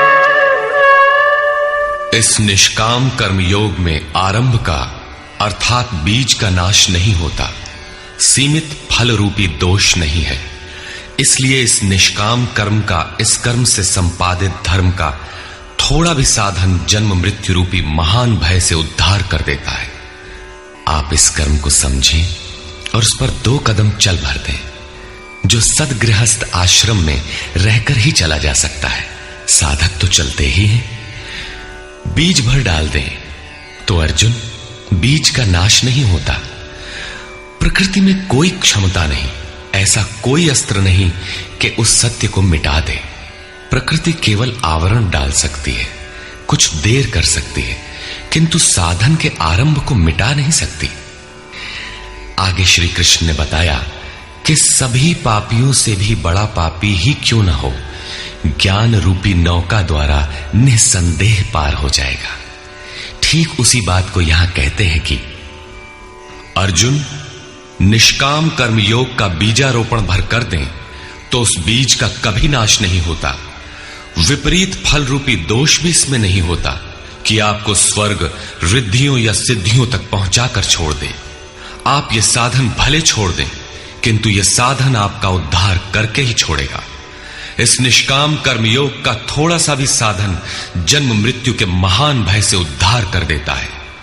अनेक जन्म संसिद्धस्ततो याति पराम गतिम। कर्म का यह बीजारोपण अनेक जन्म के पश्चात वहीं खड़ा कर देगा जहां परम धाम है, परम गति है। इसी क्रम में आगे कहते हैं, व्यवसायात्मिका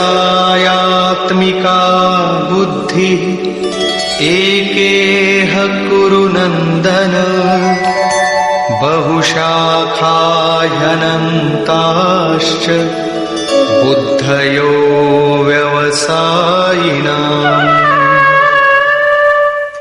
अर्जुन, इस निष्काम कर्म योग में क्रियात्मक बुद्धि एक ही है, क्रिया एक है और परिणाम एक ही है।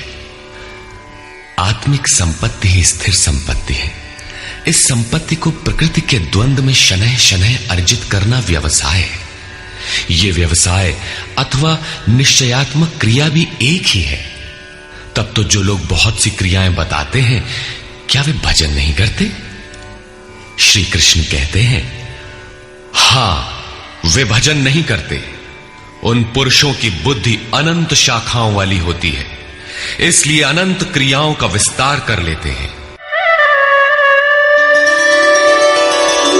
यामिमां पुष्पितां वाचं प्रवदन्त्य विपश्चितः वेदमादरता पार्थ नान्यदस्तीति वादिनः कामात्मानः स्वर्गपरा जन्म कर्म फलप्रदां क्रिया विशेष बहुलां भोगैश्वर्य गतिं प्रति।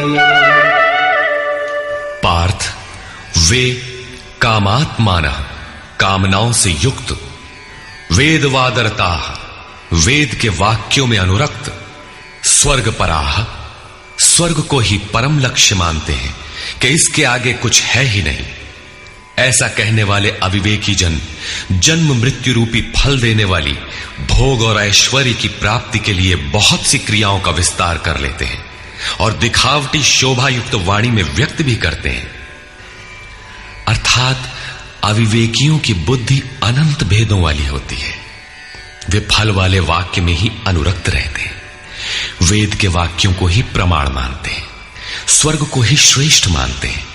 उनकी बुद्धि बहुत सी भेदों वाली है, इसलिए अनंत क्रियाओं की रचना कर लेते हैं।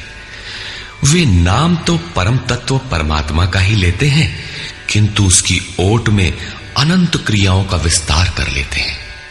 तो क्या अनंत क्रियाएं कर्म नहीं है?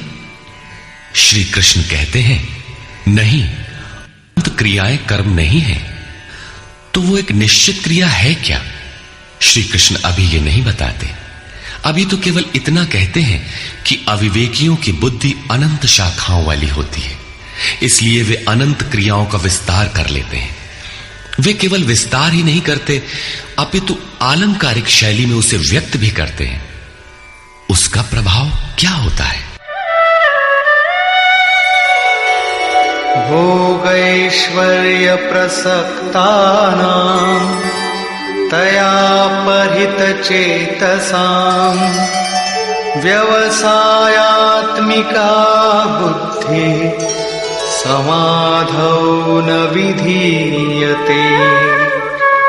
उनकी वाणी की छाप जिन जिन के चित्त पर पड़ जाती है अर्जुन, उनकी भी बुद्धि नष्ट हो जाती है, न कि वे कुछ पाते हैं। उस वाणी द्वारा हरे हुए चित्त वालों के और भोग ऐश्वर्य में आसक्ति वाले पुरुषों के अंतःकरण में क्रियात्मक बुद्धि नहीं रह जाती। इष्ट में समाधिस्थ करने वाली निश्चयात्मक क्रिया उनमें नहीं होती। ऐसे अविवेकियों की वाणी सुनता कौन है? भोग और ऐश्वर्य में आसक्ति वाले ही सुनते हैं, अधिकारी नहीं सुनता। ऐसे पुरुषों में सम और आदि तत्व में प्रवेश दिलाने वाली निश्चयात्मक क्रिया से संयुक्त बुद्धि नहीं होती।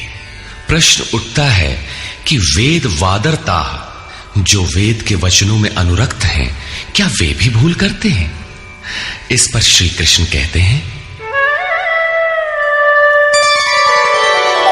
त्रैगुण्य विषया वेदा निस्त्रैगुण्यो भवार्जुन निर्द्वन्द्वो नित्यसत्त्वस्थो निर्योगक्षेम आत्मवान्।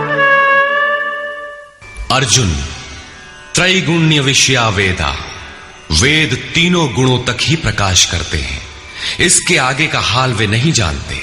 इसलिए निस्त्रय गुण्यो भव अर्जुन, अर्जुन तू तीनों गुणों से ऊपर उठ, अर्थात वेदों के कार्य क्षेत्र से आगे बढ़। कैसे बढ़ा जाए? इस पर श्री कृष्ण कहते हैं, निर्द्वंद्वः, सुख दुख के द्वंद्वों से रहित, नित्य सत्य वस्तु में स्थित और योग क्षेम को न चाहता हुआ आत्मपरायण हो, इस प्रकार ऊपर उठ। प्रश्न उठता है कि हम ही उठें या कोई वेदों से ऊपर उठा भी है? श्री कृष्ण बताते हैं कि आगे जो भी उठता है ब्रह्म को जानता है, और जो ब्रह्म को जानता है वो विप्र है। यावानर्थ उदपाने सर्वतः संप्लुतोदके तावान् सर्वेषु वेदेषु ब्राह्मणस्य विजानतः। सब ओर से परिपूर्ण जलाशय को प्राप्त होने पर मनुष्य का छोटे जलाशय से जितना प्रयोजन रहता है, अच्छी प्रकार ब्रह्म को जानने वाले ब्राह्मण का वेदों से उतना ही प्रयोजन रहता है। तात्पर्य यह है कि जो वेदों से ऊपर उठता है वो ब्रह्म को जानता है, वही ब्राह्मण है। अर्थात तू वेदों से ऊपर उठ, ब्राह्मण बन। अर्जुन क्षत्रिय था। श्री कृष्ण कहते हैं कि ब्राह्मण बन। ब्राह्मण, क्षत्रिय इत्यादि वर्ण स्वभाव की क्षमताओं के नाम है। ये कर्म प्रधान है, न कि जन्म से निर्धारित होने वाली कोई रूढ़ी। जिसे गंगा की धारा प्राप्त है उसे क्षुद्र जलाशय से क्या प्रयोजन? कोई उसमें शौच लेता है तो कोई पशुओं को नहला देता है, इसके आगे कोई उपयोग नहीं है। इसी प्रकार ब्रह्म को साक्षात जानने वाले उस विप्र महापुरुष का, उस ब्राह्मण का वेदों से उतना ही प्रयोजन रह जाता है। प्रयोजन रहता अवश्य है, वेद रहते हैं क्योंकि पीछे वालों के लिए उनका उपयोग है। वहीं से चर्चा आरंभ होगी।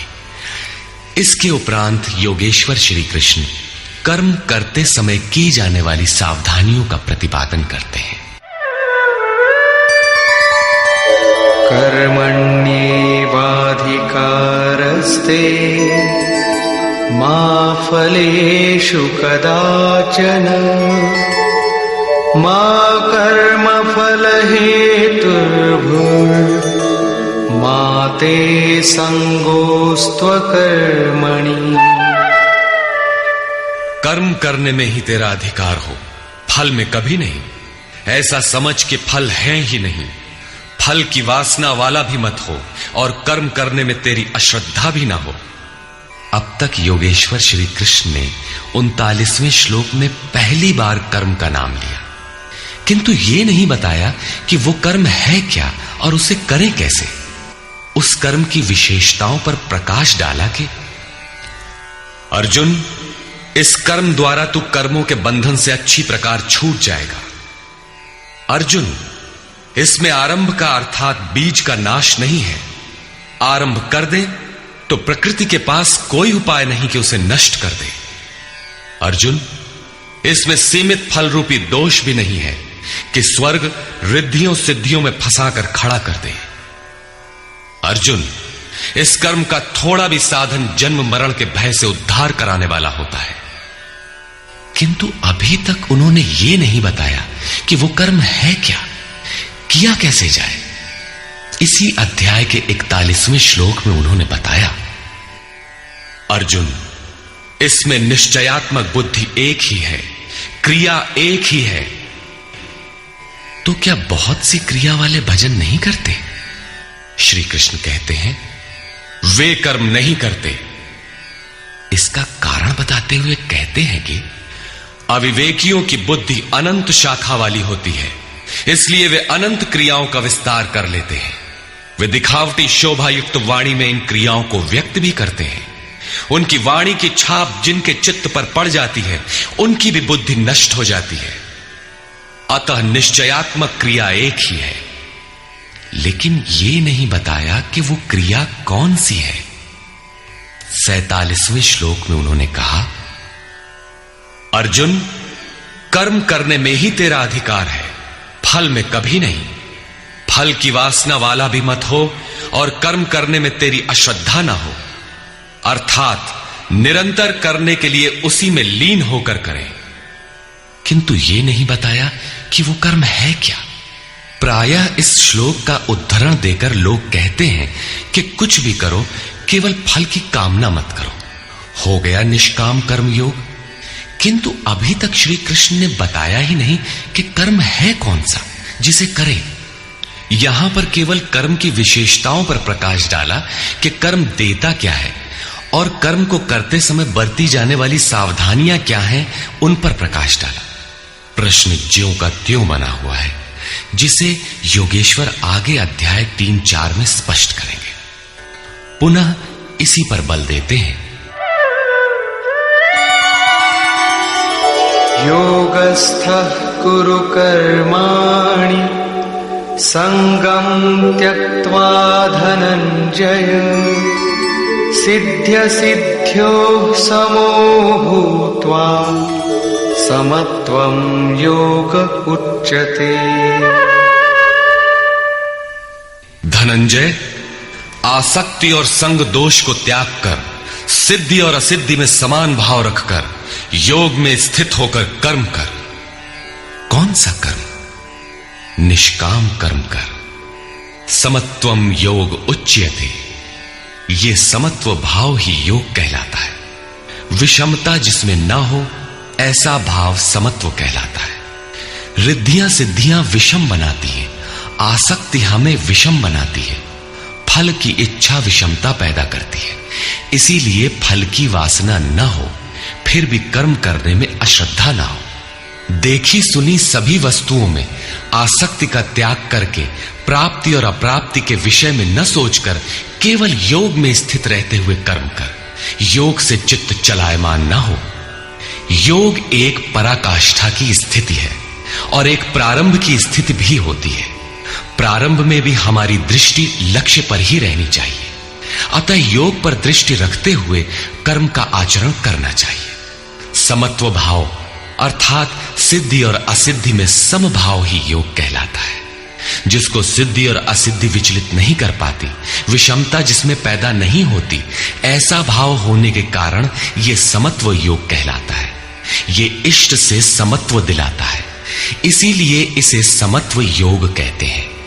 कामनाओं का सर्वथा त्याग है, इसलिए इसे निष्काम कर्म योग कहते हैं। कर्म करना है, इसलिए इसे कर्म योग कहते हैं। परमात्मा से मेल कराता है, इसलिए इसका नाम योग अर्थात मेल है। इसमें बौद्धिक स्तर पर ध्यान रखना पड़ता है कि सिद्धि और असिद्धि में समभाव रहे, आसक्ति न हो, फल की वासना न आने पाए। इसलिए यही निष्काम कर्म योग बुद्धि योग भी कहा जाता है। दूरेण ह्यवरं कर्म बुद्धियोगात् धनंजय बुद्धौ शरणमन्विच्छ कृपणाः फलहेतवः।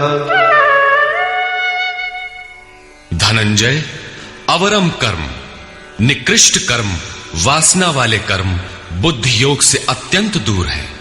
फल की कामना वाले कृपण हैं। वे आत्मा के साथ उदारता नहीं बरतते। अतः समत्व बुद्धि योग का आश्रय ग्रहण कर। जैसी कामना है वैसा मिल भी जाए तो उसे भोगने के लिए शरीर धारण करना पड़ेगा। आवागमन बना है तो कल्याण कैसा? साधक को तो मोक्ष की भी वासना नहीं रखनी चाहिए, क्योंकि वासनाओं से मुक्त होना ही तो मोक्ष है। फल की प्राप्ति का चिंतन करने से साधक का समय व्यर्थ नष्ट हो जाता है और फल प्राप्त होने पर वो उसी फल में उलझ जाता है। उसकी साधना समाप्त हो जाती है। आगे वो भजन क्यों करे? वहां से वो भटक जाता है। इसलिए समत्व बुद्धि से योग का आचरण करें। ज्ञान मार्ग को भी श्री कृष्ण ने बुद्धि योग कहा था कि अर्जुन, ये बुद्धि तेरे लिए ज्ञान योग के विषय में कही गई। और यहां निष्काम कर्म योग को भी बुद्धि योग कहा गया। वस्तुतः दोनों में बुद्धि का दृष्टिकोण का ही अंतर है। उसमें लाभ हानि का रिकॉर्ड रखकर उसे जांच कर चलना पड़ता है।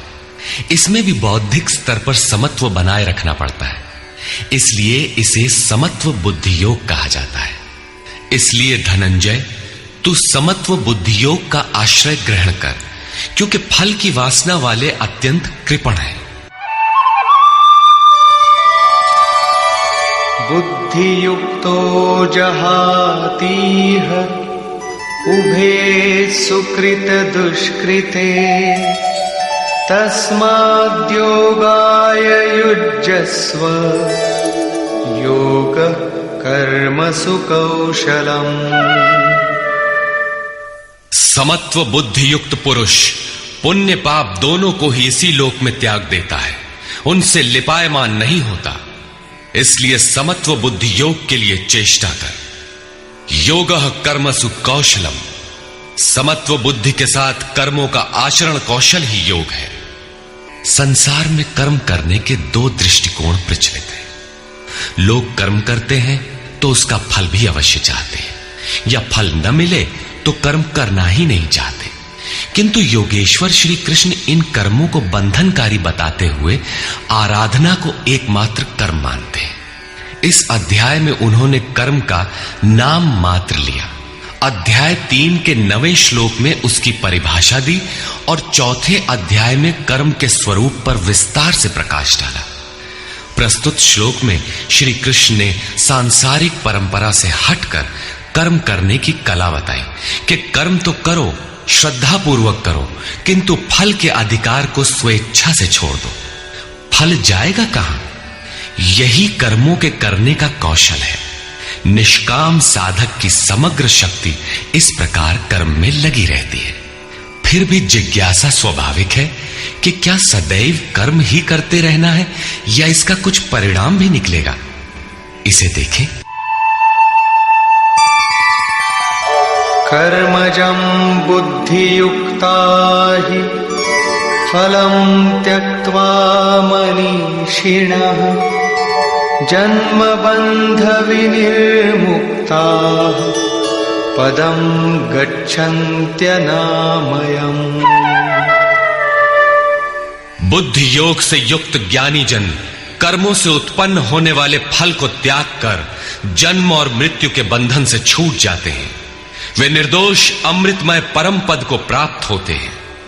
अर्जुन की दृष्टि त्रिलोकी के साम्राज्य तथा देवताओं के स्वामीपन तक ही सीमित थी। इतने तक के लिए भी वो युद्ध में प्रवृत्त नहीं हो रहा था। यहां श्री कृष्ण उसे नवीन तथ्य उद्घाटित करते हैं कि आसक्ति रहित कर्म द्वारा अनामय पद प्राप्त होता है। निष्काम कर्म योग परम पद को दिलाता है, जहां मृत्यु का प्रवेश नहीं है। इस कर्म में प्रवृत्ति कब होगी?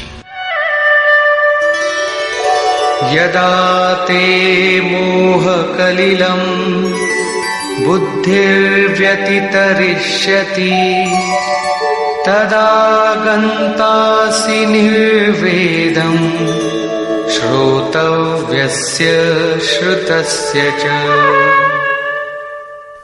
जिस काल में तेरी साधक की बुद्धि मोह रूपी दलदल को पूर्णतः पार कर लेगी, लेश मात्र भी मोह न रह जाए, उस समय जो सुनने योग्य है उसे तू सुन सकेगा और सुने हुए के अनुसार वैराग्य को प्राप्त हो सकेगा, अर्थात उसे आचरण में ढाल सकेगा। अभी तो जो सुनने लायक है उसे न तो तू सुन पाया है और आचरण का तो प्रश्न ही नहीं खड़ा होता। इसी योग्यता पर पुनः प्रकाश डालते हैं। श्रुति विप्रतिपन्ना ते यदा स्थास्यति निश्चला समाधावचला बुद्धिः तदा योगमवाप्स्यसि। अनेक प्रकार के वेद वाक्यों को सुनकर विचलित हुई तेरी बुद्धि जब परमात्म स्वरूप में समाधिस्थ होकर अचल स्थिर ठहर जाएगी, तब तू समत्व योग को प्राप्त होगा, पूर्ण समस्थिति को प्राप्त करेगा, जिसे अनामय परम पद कहते हैं। यही योग की पराकाष्ठा है और यही अप्राप्त की प्राप्ति है। वेदों से तो शिक्षा ही मिलती है, किंतु श्री कृष्ण कहते हैं श्रुति विप्रतिपन्ना। श्रुतियों के अनेक सिद्धांतों को सुनने से बुद्धि विचलित हो जाती है। सिद्धांत तो अनेकों सुने, लेकिन जो सुनने योग्य है लोग उससे दूर ही रहते हैं। ये विचलित बुद्धि जिस समय समाधि में स्थिर हो जाएगी, तब तू योग की पराकाष्ठा अमृत पद को प्राप्त करेगा। इस पर अर्जुन की उत्कंठा स्वाभाविक थी कि वे महापुरुष कैसे होते हैं जो अनामय परम पद में स्थित है, समाधि में जिनकी बुद्धि स्थिर है। उसने प्रश्न किया। अर्जुन उवाच,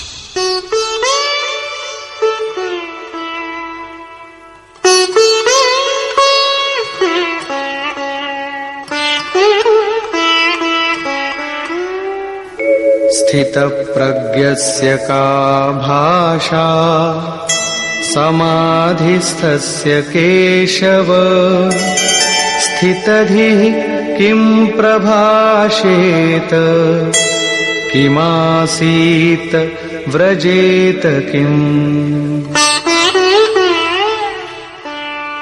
समाधीयते चित्तम यस्मिन् स आत्मा एव समाधिः। जिसमें चित्त का समाधान किया जाए वो आत्मा ही समाधि है। अनादि तत्व में जो समत्व प्राप्त कर ले उसे समाधिस्थ कहते हैं। अर्जुन ने पूछा, केशव, समाधिस्थ स्थिर बुद्धि वाले महापुरुष के क्या लक्षण है? स्थित प्रज्ञ पुरुष कैसे बोलता है, वो कैसे बैठता है, वो कैसे चलता है? 4 प्रश्न अर्जुन ने किए। इस पर भगवान श्री कृष्ण ने स्थित प्रज्ञ के लक्षण बताते हुए कहा। श्री भगवान उवाच,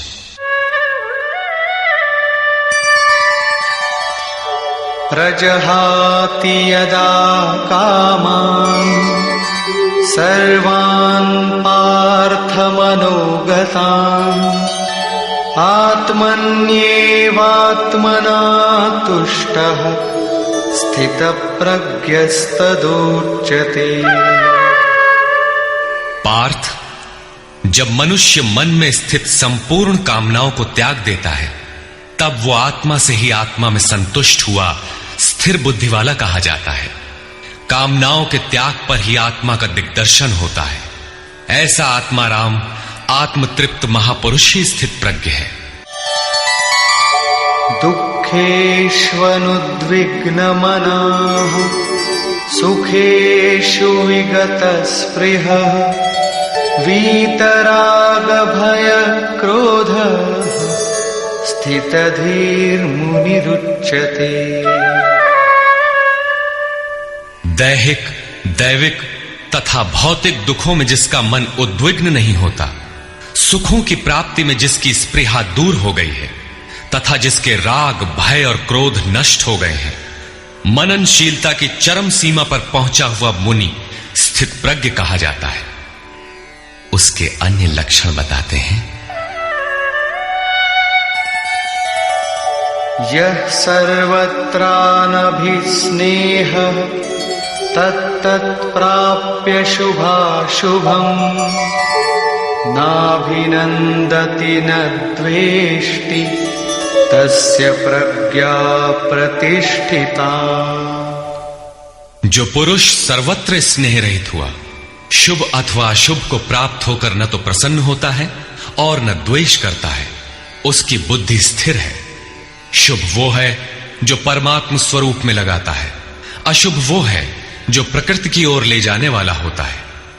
किंतु स्थित प्रज्ञ पुरुष अनुकूल परिस्थितियों से न प्रसन्न होता है और न प्रतिकूल परिस्थितियों से द्वेष करता है, क्योंकि प्राप्त होने योग्य वस्तु न उससे भिन्न है और न पतित करने वाले विकार ही उसके लिए है। अर्थात अब साधन से उसका अपना कोई प्रयोजन नहीं रहा। ऐसा व्यक्ति स्थित प्रज्ञ कहा जाता है।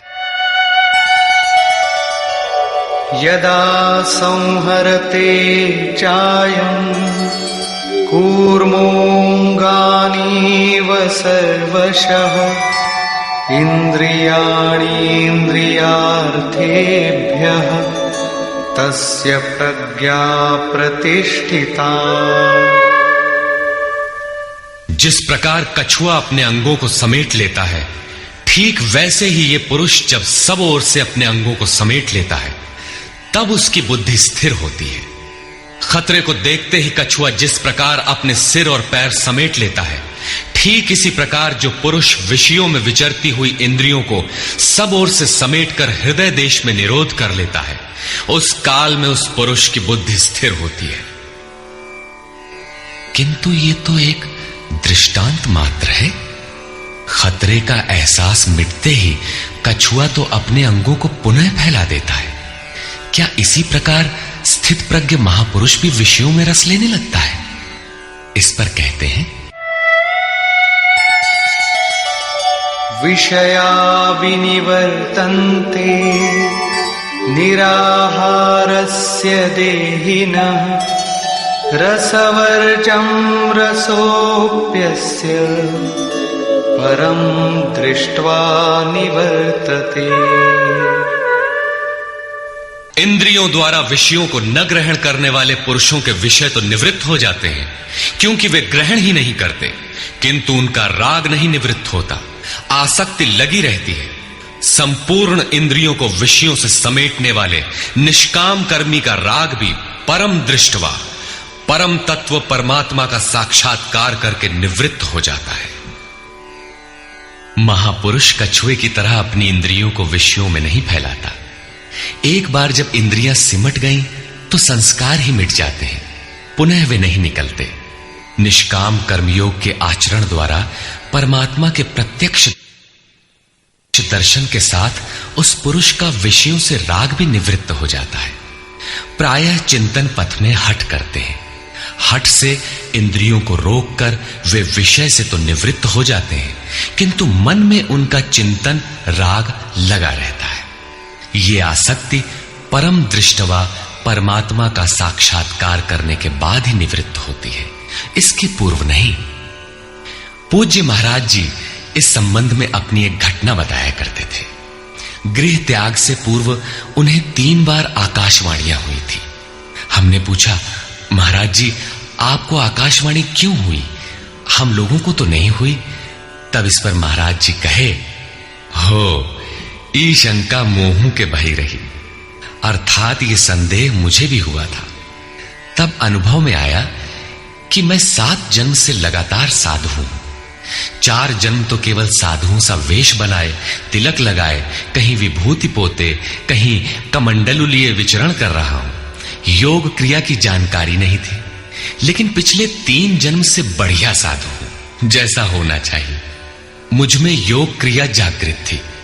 पिछले जन्म में पार लग चला था, निवृत्ति हो चली थी, किंतु 2 इच्छाएं रह गई थी, एक तो स्त्री और दूसरी गांजा। अंतर मन में इच्छाएं थीं, किंतु बाहर से हमने शरीर को दृढ़ रखा। मन में वासना लगी थी, इसलिए जन्म लेना पड़ा। जन्म लेते ही भगवान ने थोड़े ही समय में सब दिखा सुनाकर निवृत्ति दिला दी। 2-3 चटकना दिया और साधु बना दिया। ठीक यही बात श्री कृष्ण कहते हैं कि इंद्रियों द्वारा विषयों को न ग्रहण करने वाले पुरुष के भी विषय तो निवृत्त हो जाते हैं, किंतु साधना द्वारा परम पुरुष परमात्मा का साक्षात्कार कर लेने पर वो विषयों के राग से भी निवृत्त हो जाता है। अतः जब तक साक्षात्कार न हो कर्म करना है। इंद्रियों को विषयों से समेटना कठिन है। इस पर प्रकाश डालते हैं, यततो ह्यपि कौन्तेय पुरुषस्य विपश्चितः इंद्रियाणि प्रमाथीनि हरन्ति प्रसभं मनः। कौन्तेय, प्रयत्न करने वाले मेधावी पुरुष की प्रमथनशील इंद्रियां उसके मन को बलात् हर लेती हैं, विचलित कर देती हैं। इसलिए तानि सर्वाणि संयम्य युक्त आसीत मत्परः वशे हि यस्येन्द्रियाणि तस्य प्रज्ञा प्रतिष्ठिता। उन संपूर्ण इंद्रियों को संयत करके योग से युक्त और समर्पण के साथ मेरे आश्रित हो, क्योंकि जिस पुरुष की इंद्रियां वश में होती हैं उसी की बुद्धि स्थिर होती है। यहां योगेश्वर श्री कृष्ण साधन के निषेधात्मक अवयवों के साथ उसके विधेयात्मक पहलू पर जोर देते हैं। केवल संयम और निषेध से इंद्रियां वश में नहीं होती। समर्पण के साथ इष्ट चिंतन अनिवार्य है। इष्ट चिंतन के अभाव में विषय चिंतन होगा, जिसके कुपरिणाम श्री कृष्ण के ही शब्दों में देखें।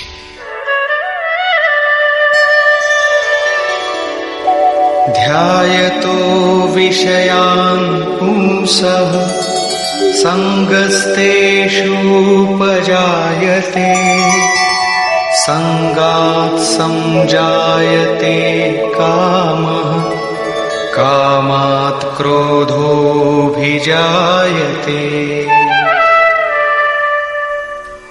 विषयों का चिंतन करने वाले पुरुष की उन विषयों में आसक्ति हो जाती है। आसक्ति से कामना उत्पन्न होती है। कामना पूर्ति में व्यवधान आने से क्रोध उत्पन्न होता है। क्रोध किसे जन्म देता है? क्रोधाद् भवति सम्मोहः सम्मोहात् स्मृतिविभ्रमः स्मृतिभ्रंशात् बुद्धिनाशो बुद्धिनाशात् प्रणश्यति। क्रोध से विशेष मूढ़ता अर्थात अविवेक उत्पन्न होता है। नित्य अनित्य वस्तु का विचार नहीं रह जाता। अविवेक से स्मरण शक्ति भ्रमित हो जाती है, जैसा अर्जुन को हुआ था। भ्रमतीव च मे मनः। गीता के समापन पर उसने कहा, नष्टो मोह स्मृतिर्लब्धा। क्या करें क्या न करें, इसका निर्णय नहीं हो पाता। स्मृति भ्रमित होने से योग परायण बुद्धि नष्ट हो जाती है, और बुद्धि नाश होने से ये पुरुष अपने श्रेय साधन से च्युत हो जाता है। यहां श्री कृष्ण ने बल दिया है कि विषयों का चिंतन नहीं करना चाहिए। साधक को नाम, रूप, लीला और धाम में ही कहीं लगे रहना चाहिए। भजन में ढील देने पर मन विषयों में जाएगा। विषयों के चिंतन से आसक्ति हो जाती है। आसक्ति से उस विषय की कामना साधक के अंतर मन में होने लगती है। कामना की पूर्ति में व्यवधान होने पर क्रोध, क्रोध से अविवेक, अविवेक से स्मृति भ्रम और स्मृति भ्रम से बुद्धि नष्ट हो जाती है। निष्काम कर्म योग को बुद्धि योग कहा जाता है, क्योंकि बुद्धि स्तर पर इसमें विचार रखना चाहिए कि कामनाएं न आने पाए। फल है ही नहीं। कामना आने से यह बुद्धि योग नष्ट हो जाता है। साधन करिय विचारहीन, मन शुद्ध होए नहीं तैसे। विचार आवश्यक है। विचार शून्य पुरुष श्रेय साधन से नीचे गिर जाता है। साधन क्रम टूट जाता है, सर्वथा नष्ट नहीं होता।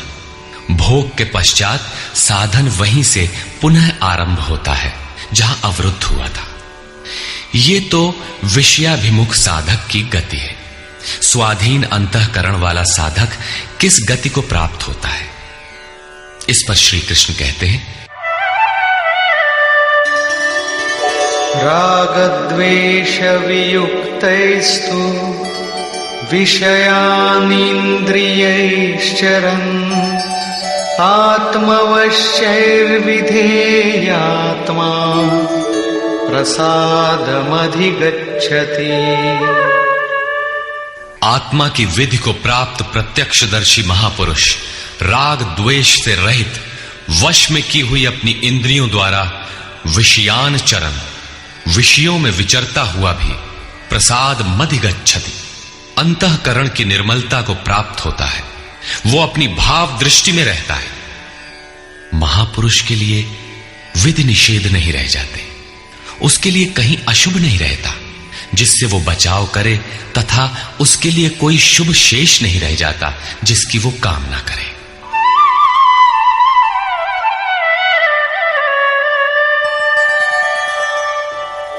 प्रसादे सर्वदुःखानां हानिरस्योपजायते प्रसन्नचेतसो याशु बुद्धिः पर्यवतिष्ठते। भगवान के पूर्ण कृपा प्रसाद भगवत्ता से संयुक्त होने पर इसके संपूर्ण दुखों का अभाव हो जाता है। दुखालयम अशाश्वतम, संसार का अभाव हो जाता है। और उस प्रसन्न चित्त वाले पुरुष की बुद्धि शीघ्र ही अच्छी प्रकार स्थिर हो जाती है। किंतु जो योग युक्त नहीं है, उनकी दशा पर प्रकाश डालते हैं। नास्ति बुद्धिरयुक्तस्य न चायुक्तस्य भावना न चाभावयतः शान्तिः अशान्तस्य कुतः सुखम्। योग साधन रहित पुरुष के अंतःकरण में निष्काम कर्मयुक्त बुद्धि नहीं होती। उस अयुक्त के अंतःकरण में भाव भी नहीं होता। भावना रहित पुरुष को शांति कहां और अशांत पुरुष को सुख कहां। योग क्रिया करने से कुछ दिखाई पड़ने पर ही भाव बनता है। जाने बिनु ना होई प्रतीति, भावना बिना शांति नहीं मिलती। और शांति रहित पुरुष को सुख अर्थात शाश्वत सनातन की प्राप्ति नहीं होती। इंद्रियाणां हि चरतां यन्मनोनुविधीयते तदस्य हरति प्रज्ञां वायुर्नावमिवाम्भसि। जल में नाव को जिस प्रकार वायु हरण करके गंतव्य से दूर कर देता है, ठीक वैसे ही विषयों में विचरण करती हुई इंद्रियों में जिस इंद्रिय के साथ मन रहता है, वो एक ही इंद्रिय उस अयुक्त पुरुष की बुद्धि को हर लेती है। अतः योग का आचरण अनिवार्य है। क्रियात्मक आचरण पर श्री कृष्ण पुनः बल देते हैं। तस्माद्यस्य महाबाहो निगृहीतानि सर्वशः इंद्रियाणीन्द्रियार्थेभ्यः तस्य प्रज्ञा प्रतिष्ठिता। इससे हे महाबाहो, जिस पुरुष की इंद्रियां इंद्रियों के विषयों से सर्वथा वश में की हुई होती हैं, उसकी बुद्धि स्थिर होती है। बाहु कार्य क्षेत्र का प्रतीक है। भगवान महाबाहु एवं आजानुबाहु कहे जाते हैं। वे बिना हाथ पैर के सर्वत्र कार्य करते हैं। उनमें जो प्रवेश पाता है या जो उसी भगवत्ता की ओर अग्रसर है, वो भी महाबाहु है। श्री कृष्ण और अर्जुन दोनों को महाबाहु कहा गया है। या निशा सर्वभूतानां तस्यां जागर्ति संयमी यस्यां जागृति भूतानि सा निशा पश्यतो मुनिः। संपूर्ण भूत प्राणियों के लिए वो परमात्मा रात्रि के तुल्य है, क्योंकि दिखाई नहीं देता, न विचार ही काम करता है, इसलिए रात्रि सदृश है। उस रात्रि में परमात्मा में संयमी पुरुष भली प्रकार देखता है, चलता है, जागता है, क्योंकि वहां उसकी पकड़ है। योगी इंद्रियों के संयम द्वारा उसमें प्रवेश पा जाता है। जिन नाशवान सांसारिक सुख भोग के लिए संपूर्ण प्राणी रात दिन परिश्रम करते हैं, योगी के लिए वही निशा है। रमा विलासु राम अनुरागी तजत बमन जिमि जन बड़ भागी। जो योगी परमार्थ पथ में निरंतर सजग और भौतिक ऐषणाओं से सर्वथा निष्प्रिय होता है, वही उस इष्ट में प्रवेश पाता है। वो रहता तो संसार में ही है, किंतु संसार का उस पर प्रभाव नहीं पड़ता। महापुरुष की इस रहनी का चित्रण देखें। आपूर्यमाणमचल प्रतिष्ठम् समुद्रमाप प्रविशन्ति यद्वत् तद्वत् कामायं प्रविशन्ति सर्वे स शान्तिमाप्नोति न कामकामी।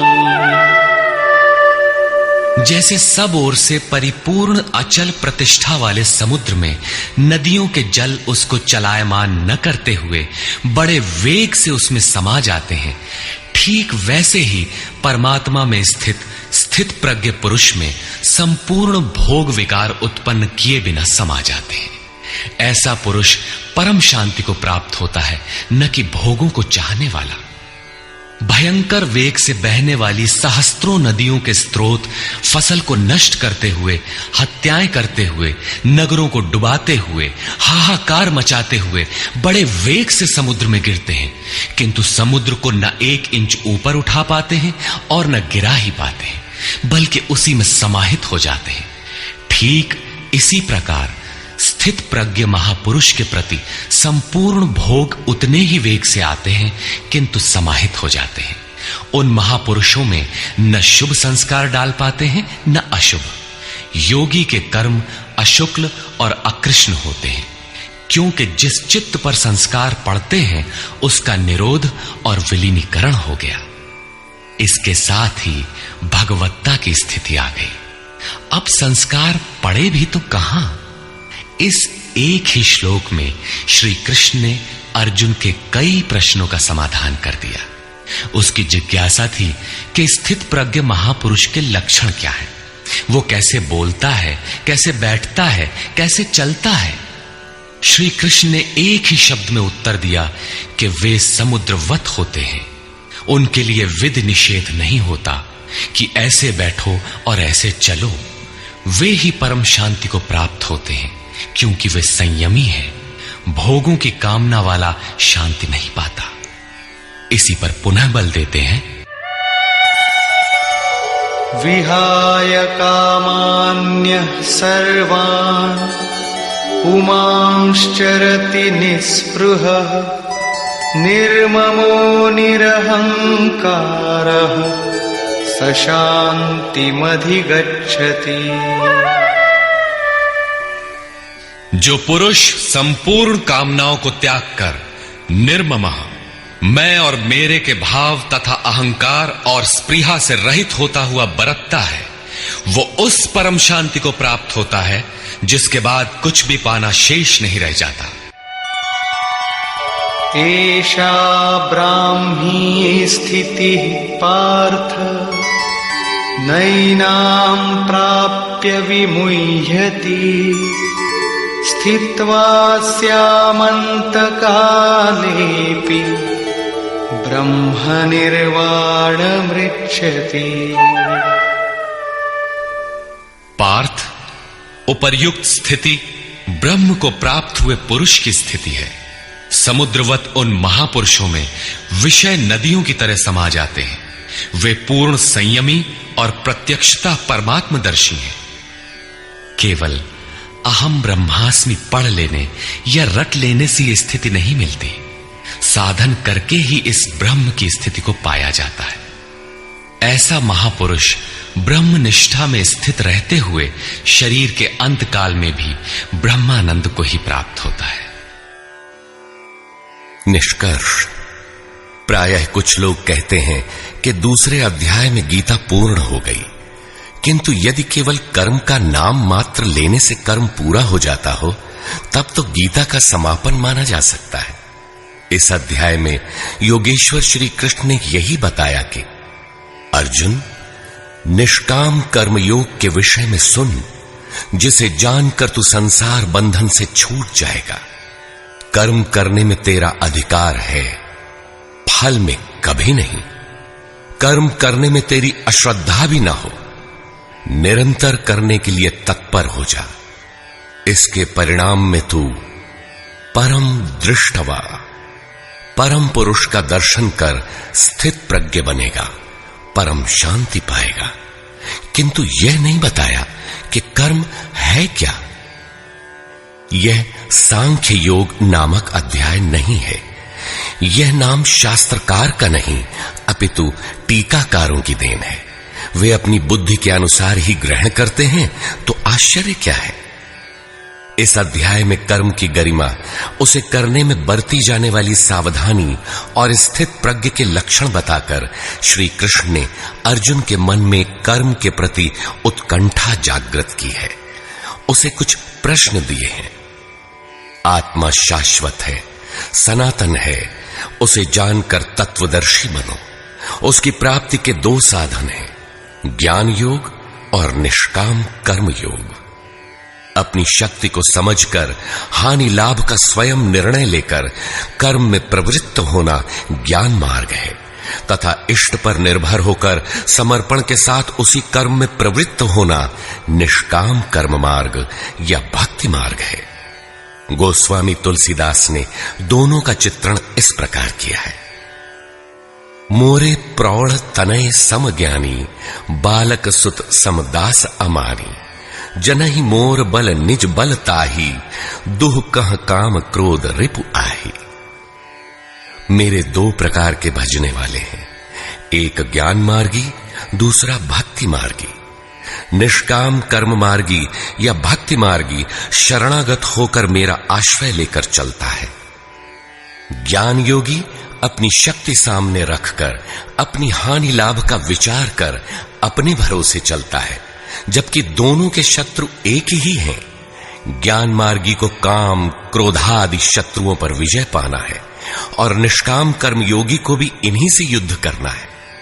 कामनाओं का त्याग दोनों करते हैं और दोनों मार्गों में किया जाने वाला कर्म भी एक ही है। इस कर्म के परिणाम में परम शांति को प्राप्त हो जाओगे। लेकिन यह नहीं बताया कि कर्म है क्या। अब आपके भी समक्ष कर्म एक प्रश्न है। अर्जुन के मन में भी कर्म के प्रति जिज्ञासा हुई। तीसरे अध्याय के आरंभ में ही उसने कर्म विषयक प्रश्न प्रस्तुत किया। अतः ओम तत्सदिति श्रीमद्भगवद गीता सूपनिषत्सु ब्रह्म विद्यायाम योग शास्त्रे श्री कृष्ण अर्जुन संवादे कर्म जिज्ञासा नाम द्वितीयो अध्यायः। इस प्रकार स्वामी अड़गड़ानंद कृत श्रीमद् भगवद गीता के भाष्य यथार्थ गीता का दूसरा अध्याय पूर्ण होता है। हरि ओम तत्सत।